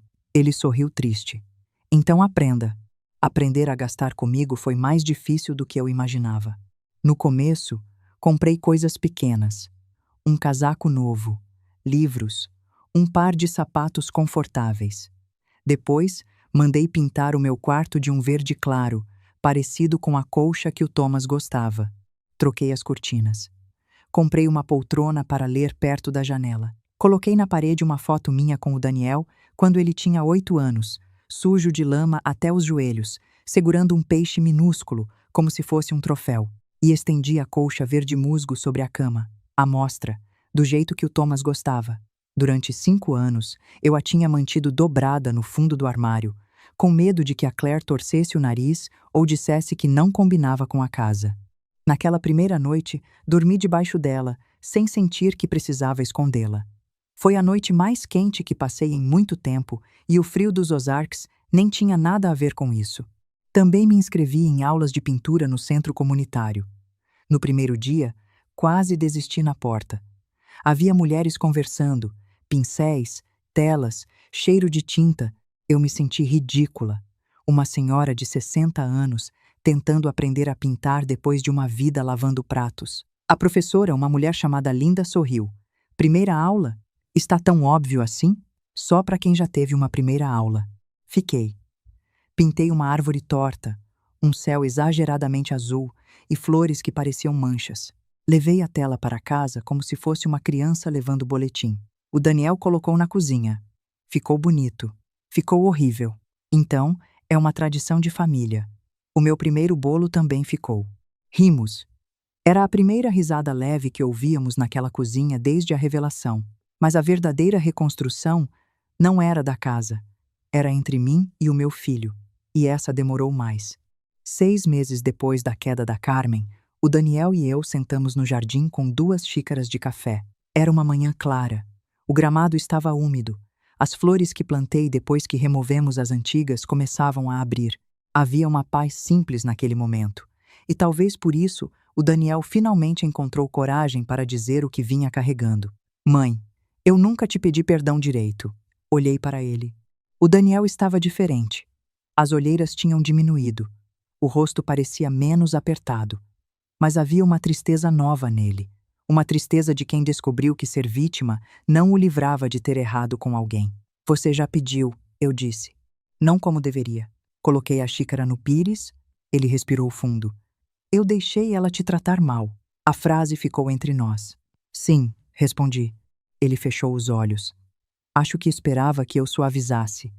Que dissesse, não foi bem assim. Você estava enganado. Ela manipulou você. Tudo isso era verdade, mas não apagava o fato principal. Eu via algumas coisas. Ele continuou. Não tudo, mas via. Via o seu cansaço. Via como você saía da sala quando ela chegava. Via que você comia depois. E escolhia acreditar que era só adaptação. Por quê? Ele apertou a xícara. Porque era mais fácil. Se eu admitisse que a Claire te humilhava, teria que enfrentar o meu casamento. Admitir que a mulher que eu amava era cruel. Então aceitava a explicação dela. Que você era sensível, ciumenta, difícil. Eu olhei para o jardim. Sabe o que mais me doeu? Sei que não mereço perguntar, mas quero saber. Não foi ela me chamar de inútil. Não foi o prato. Não foi limpar o chão. Foi olhar para você e perceber que uma parte sua estava procurando motivos para não me defender. Ele chorou sem som. O Daniel sempre chorou assim desde menino. Os olhos enchiam, o rosto ficava imóvel, como se tentasse segurar a represa com as mãos. Eu sinto muito. Eu também. Ele me olhou confuso. A senhora? Sinto muito por ter esperado tanto para acreditar em mim mesma. Por ter achado que precisava provar o meu valor para ser tratada com respeito. Por ter juntado $40.000 para dar a uma mulher que me desprezava. Nós dois fomos manipulados, Daniel. Mas cada um precisa cuidar da parte que lhe cabe. Ele assentiu. A minha parte é grande. É. A senhora consegue me perdoar? Essa pergunta eu temia. Não porque a resposta fosse não, mas porque o perdão verdadeiro é mais pesado do que as pessoas imaginam. E aqui está, talvez, a maior lição que eu tirei de tudo isso. Perdoar não é fingir que não doeu. Não é apagar. Não é voltar ao dia anterior. Perdoar é aceitar reconstruir, sem usar a ferida como faca, todos os dias.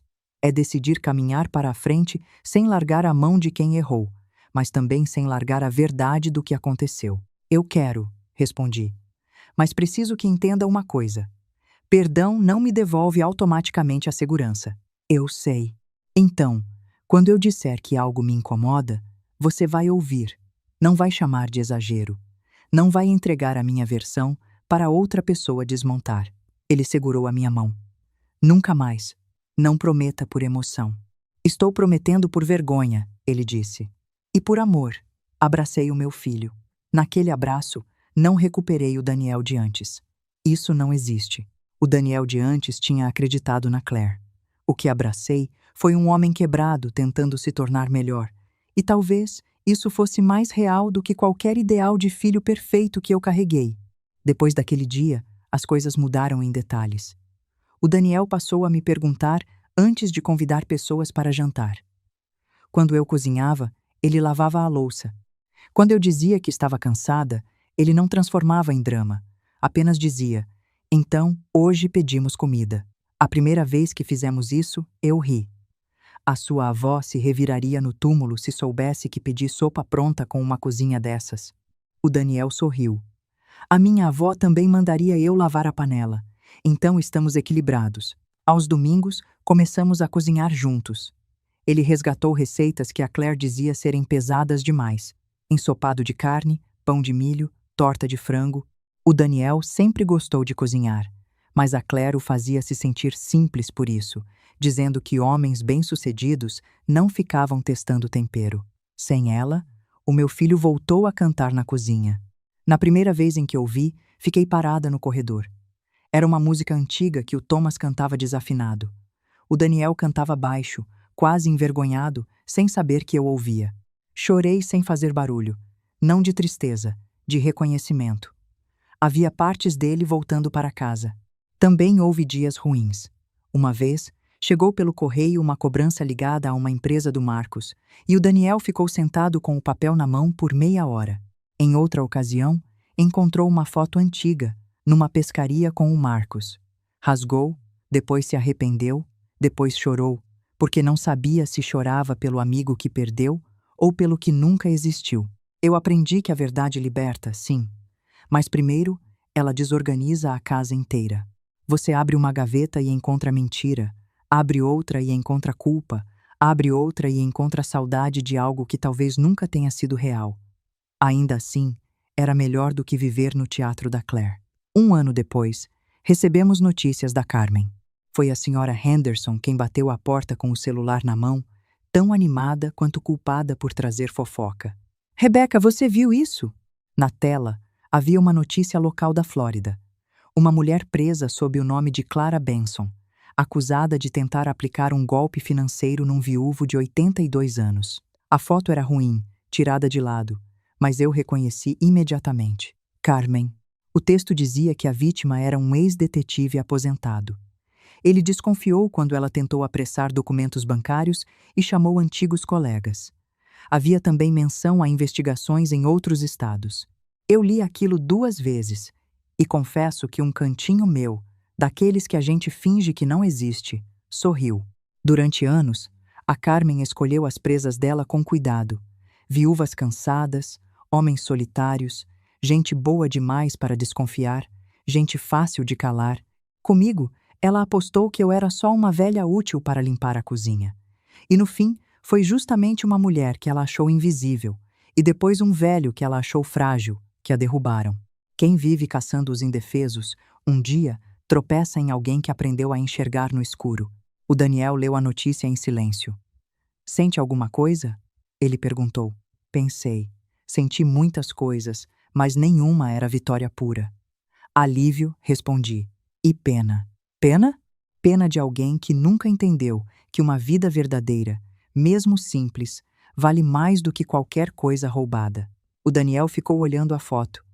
"Eu sinto vergonha de ter amado ela." "Você amou uma personagem, mas escolhi acreditar na personagem." "Sim, e agora escolheu acordar. Não diminua essa parte." Ele guardou o celular.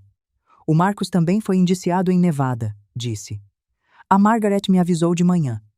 A cooperação dele não foi suficiente para limpar tudo. Talvez 5 anos, talvez mais. Depende dos acordos." Assenti. Por muito tempo, pensei que a justiça viria como uma cena grandiosa. Portas se abrindo, sirenes, gente sendo arrastada enquanto eu observava com satisfação. Mas a justiça real chegou em pedaços. Correios eletrônicos de advogada, notícias de jornal, audiências, restituições parciais. E, principalmente, chegou no cotidiano. Chegou quando sentei à mesa sem pedir licença. Chegou quando o Daniel me apresentou a alguém dizendo: "Essa é a minha mãe, Rebeca, a pessoa mais forte que conheço, e não como a minha mãe que mora comigo." Chegou quando parei de usar avental para servir visitas e passei a usar quando queria cozinhar, não quando alguém queria me diminuir. Foi nessa fase que a Sarah apareceu. O Daniel a conheceu num evento beneficente do hospital onde ela trabalhava como enfermeira. Tinha 42 anos, 2 filhos adolescentes, um riso tranquilo e uma sinceridade que, no começo, me deixou desconfiada. Depois da Claire, qualquer gentileza parecia ensaiada até provar o contrário. O Daniel demorou a me contar. Uma noite, enquanto cortávamos legumes, disse: "Estou saindo com alguém."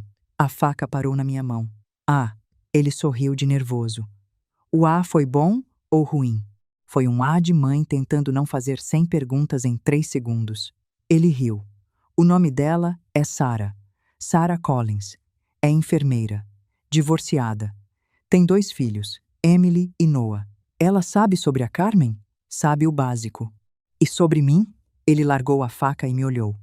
Eu não vou mais colocar ninguém na minha vida sem que essa pessoa entenda o seu lugar nela. Precisei fingir que mexia na panela para ele não ver o que aquilo fez comigo.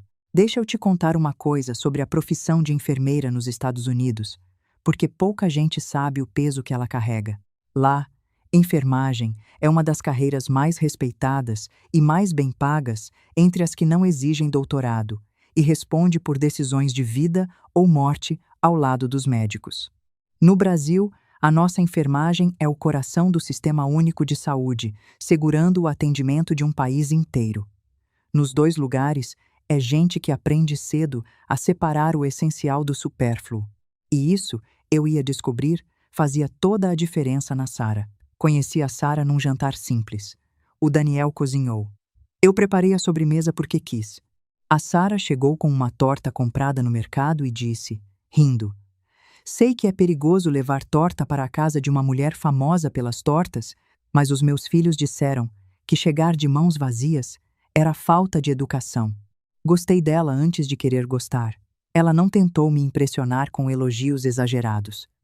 Não me chamou de segunda mãe no primeiro encontro. Não disputou a cozinha. Apenas perguntou se podia ajudar a pôr a mesa. "Pode", respondi. A Claire teria dito: "Não precisa", de um jeito que significava "saia do caminho." A Sarah arregaçou as mangas. Durante o jantar, ela fez perguntas ao Daniel e ouviu as respostas. Quando ele falava, ela não o interrompia para corrigir detalhes ou transformar a história em algo sobre ela. Quando eu contei uma lembrança do Thomas, ela não fez cara de tédio. Perguntou como ele era. Depois que o Daniel foi buscar mais água, a Sarah ficou comigo na cozinha. O Daniel me contou que a senhora passou por coisas muito difíceis com a ex-esposa dele. Ela disse. Fiquei alerta. Contou? O suficiente para eu saber que devo entrar nesta casa com respeito. Ela pegou 2 pratos da bancada. Rebecca, não quero ocupar um espaço que não é meu. O Daniel ama a senhora. Isso não me ameaça. Na verdade, me tranquiliza. Um homem que consegue reconstruir a relação com a mãe, depois de errar, talvez seja um homem que aprendeu alguma coisa. Senti os olhos arderem. Você fala de um jeito muito direto. Enfermeira, ela disse, sorrindo. A gente aprende que rodeio demais atrapalha o diagnóstico. Ri.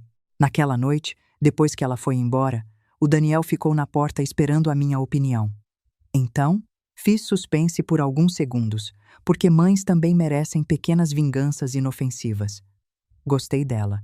Ele soltou o ar como se estivesse prendendo desde a sobremesa. Mesmo? Mesmo. Ela não parece estar atuando. O Daniel ficou sério. Foi exatamente o que pensei. A Sarah não salvou o Daniel. Ninguém salva outra pessoa assim. Mas ela caminhou ao lado dele enquanto ele continuava se reconstruindo. E, talvez por ser enfermeira, entendia que feridas fechadas ainda coçam quando muda o tempo. Às vezes, o Daniel tinha crises de desconfiança. A Sarah não se ofendia de imediato. Conversava. Dizia: "Eu não sou a Carmen, mas entendo que o seu corpo ainda espera a Carmen em algumas portas." Essa frase me marcou. O meu corpo também esperava. Esperava o comentário cruel quando eu derrubava algo, o olhar de desprezo quando eu servia comida, alguém dizer que eu estava exagerando quando me defendia. Com o tempo, esperou menos. 2 anos depois da revelação, o Daniel pediu a Sarah em casamento. Antes, veio falar comigo. Eu estava no jardim, retirando ervas daninhas. Ele apareceu com uma caixinha no bolso, mas nem precisava mostrar. O rosto dele tinha a expressão de menino escondendo surpresa. Mãe, posso perguntar uma coisa? Se envolve essa caixa no seu bolso. Acho que deve. Ele riu, envergonhado. Quero pedir a Sarah em casamento. Apoiei as mãos nos joelhos e levantei devagar. Você tem certeza? Tenho. Não estou perguntando se você a ama. Estou perguntando se está em paz. Se não está tentando provar que superou a Carmen rápido o bastante. Ele ficou sério. Gostei que não respondeu de imediato. Pensei nisso. Falei com o meu terapeuta sobre isso. O Daniel tinha começado terapia meses depois da queda da Carmen. No começo, tinha vergonha. Depois percebeu que vergonha maior era repetir padrões por orgulho. E? Perguntei. Eu não quero casar com a Sarah para apagar a Carmen. Quero casar com a Sarah porque a minha vida é mais verdadeira com ela. E se ela disser não, vou continuar inteiro. Acho que essa é a diferença. Sorri. Então tem a minha bênção. Ele me abraçou. Obrigado. Mas nada de casamento com 100 convidados e discurso de gente querendo aparecer. Ele riu. A Sarah disse a mesma coisa. A cerimônia foi pequena, num jardim de uma pousada perto de Springfield. Havia flores simples, cadeiras brancas, os filhos da Sarah emocionados, poucos amigos verdadeiros e uma ausência que, curiosamente, não doía. A ausência de espetáculo. Antes de entrar, o Daniel me ofereceu o braço. Quero que caminhe comigo. Daniel, isso geralmente. Eu sei o que geralmente é. Quero fazer diferente. Caminhamos juntos. Não para substituir ninguém. Não para fazer cena. Mas para declarar, diante de quem importava, que ele não tinha vergonha da própria mãe, da própria história, das próprias raízes. No meio do caminho, ele sussurrou. A senhora é a mulher mais importante da minha vida. Olhei para a Sarah no altar, sorrindo para nós dois. Então escolha uma esposa que respeite isso. Escolhi. A Sarah respeitou. Na festa, simples e bonita, ela fez questão de colocar o meu nome num pequeno agradecimento. Obrigada, Rebecca, por me receber não como substituta de ninguém, mas como alguém que também quer cuidar dessa família. Não chorei. Mentira. Chorei. Mas chorei sentada à mesa, comendo bolo, enquanto o Daniel lavava uma taça que caiu porque, segundo ele, homem casado também trabalha na própria festa. Pensei na Claire. Pensei na cozinha, no prato quebrado, no chão frio. A vida tem formas estranhas de devolver cenas com outro significado. Anos antes, eu estava ajoelhada limpando a sujeira que fizeram para me diminuir. Naquele casamento, o meu filho se abaixou para juntar uma taça quebrada antes que eu pudesse levantar. Deixa, mãe, eu cuido disso. 3 palavras simples. Eu cuido disso. Às vezes, a reparação mora em frases pequenas. Hoje, 3 anos depois daquela noite, conto esta história sentada na mesma casa. Não é a mesma, claro. Nenhuma casa continua igual depois que uma mentira grande é arrancada das suas paredes. A sala tem outra cor. O jardim tem outras flores. A cozinha tem marcas novas. Desenhos dos filhos da Sarah presos na geladeira. A minha tela torta da primeira aula de pintura, que o Daniel se recusa a tirar. A Sarah está na sala tentando me ensinar a mexer num tablet, para eu ver fotos da Emily na universidade e do Noah no time de basquete. Eu finjo reclamar, mas gosto. O Daniel está na cozinha preparando o almoço. Canta baixo, como o Thomas cantava. De vez em quando erra a letra, e eu não corrijo. Algumas imperfeições são prova de vida. Às vezes, ainda penso na Carmen. Não com medo, nem com ódio. Penso como quem olha para uma cicatriz e lembra do corte sem senti-lo aberto. Soube que ela aceitou um acordo na Flórida. O Marcos cumpriu parte da pena em Nevada.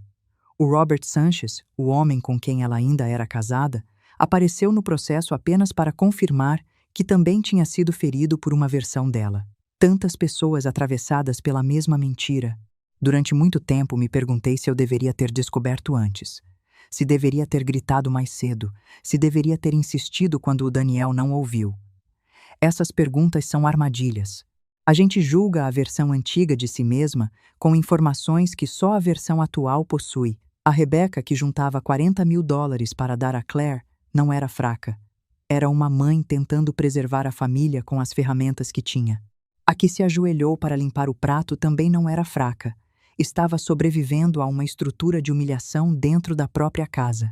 E a Rebeca, que contratou o Samuel, guardou provas e esperou o momento certo, foi construída por todas as versões anteriores, inclusive as que choraram em silêncio. Se aprendi algo, foi isto: silêncio nem sempre é paz. Às vezes, é apenas o barulho da sua dignidade sendo empurrada para dentro de uma gaveta. Também aprendi que amor de mãe não pode ser usado como corrente. Eu amo o Daniel, sempre amarei. Mas hoje sei que amar um filho não significa aceitar ser diminuída para continuar perto dele. Uma família que exige a sua humilhação como preço de entrada não é abrigo, é prisão decorada. O Daniel aprendeu também. Não se tornou perfeito. Ninguém se torna. Ainda erra. Ainda se culpa além da conta. Ainda tenta compensar 5 anos em gestos de 5 minutos. Eu o lembro de respirar. Ele me lembra de não carregar sacolas pesadas. Vamos aprendendo. Certa manhã, pouco tempo atrás, encontrei-o parado diante da porta da cozinha, olhando para o chão. "O que foi?" perguntei. Ele demorou a responder. "Ainda vejo a senhora ali." Não precisei perguntar onde. Aproximei-me. Eu também vi por muito tempo. E agora? Olhei para o piso limpo, iluminado pelo sol. "Agora vejo que levantei." Ele chorou. Eu também. Depois fizemos café. A vida continua assim. Não como uma grande cena final, mas como uma sucessão de manhãs em que ninguém grita o seu lugar, ninguém pisa no seu prato, ninguém transforma a sua dor em exagero. O meu lugar nunca foi no chão. A Claire tentou me convencer de que eu pertencia à cozinha, ao avental, ao silêncio, à margem da mesa. Ela se enganou. Eu gosto da cozinha. Ainda cozinho. Ainda faço torta de maçã, purê de batatas, peru assado no aniversário do Daniel, mas agora cozinho porque quero. Para pessoas que se levantam para me ajudar, que agradecem olhando nos meus olhos, que guardam um lugar para mim antes mesmo de eu pedir. No primeiro almoço de domingo com a Sara e os filhos dela na mesa, tirei do armário o jogo de porcelana branca da minha mãe, aquele que durante 5 anos eu não deixei ninguém tocar. Pus a mesa com ele. O Daniel reconheceu na hora e ficou em silêncio. Algumas louças a gente guarda não por medo de quebrar, mas porque esperam a companhia certa. Quanto aos $40.000, ainda não gastei tudo. Usei uma parte em mim, guardei outra. Comprei uma passagem para visitar uma amiga no Colorado. O Daniel insistiu para pagar, e eu disse não. Pela primeira vez em muitos anos, senti o prazer simples de poder escolher sem justificar. Na véspera da viagem, encontrei o velho avental preto no fundo de uma gaveta. Aquele que a Claire mandava usar para que os convidados não me confundissem com uma deles. Segurei o tecido por alguns segundos. Poderia ter jogado fora. Em vez disso, cortei-o em pedaços e usei um deles para limpar os meus pincéis depois da aula de pintura. Talvez pareça pequeno. Para mim, não foi. Algumas mulheres recuperam a vida com grandes discursos, outras com processos, documentos, envelopes abertos diante de uma mesa cheia. E outras, num dia qualquer, transformam o símbolo da própria humilhação num pano sujo de tinta azul. Eu fui todas elas. E se alguém me perguntar quando tudo mudou, eu poderia dizer que foi quando vi a Claire beijando o Marcos na frente do hotel. Poderia dizer que foi quando o Samuel me mostrou o nome Carmen Valdez. Poderia dizer que foi quando o Daniel perguntou qual é o seu nome, e ela não conseguiu sustentar a mentira. Mas a verdade é que tudo mudou no chão da cozinha. Enquanto eu limpava comida, sangue e porcelana quebrada, percebi que algumas pessoas só continuam pisando porque confundem a nossa paciência com permissão. Naquela noite, eu parei de permitir. E foi assim que, depois de tantos anos tentando comprar respeito, descobri que a verdade, quando bem guardada e entregue na hora certa, pode devolver a uma mãe aquilo que nenhuma nora cruel deveria ter conseguido tirar: a voz, a casa, o filho e o lugar de onde ela nunca deveria ter sido arrancada. Se você chegou até aqui comigo, eu quero te pedir uma coisa, de mulher para mulher. Me conta nos comentários de onde você está assistindo, de que cidade, De que cantinho do mundo? Eu gosto de imaginar quem está do outro lado, ouvindo a minha história depois de um dia cansativo. E se em algum momento você se reconheceu, numa humilhação que engoliu calada, ou numa dignidade que empurrou para dentro de uma gaveta, divide comigo o que essa história mexeu em você. Compartilhe com aquela amiga, aquela irmã, aquela mãe que precisa lembrar que o lugar dela nunca foi no chão. E se inscreva no canal para não perder a próxima, porque eu ainda tenho muitas histórias para te contar. A gente se vê na próxima.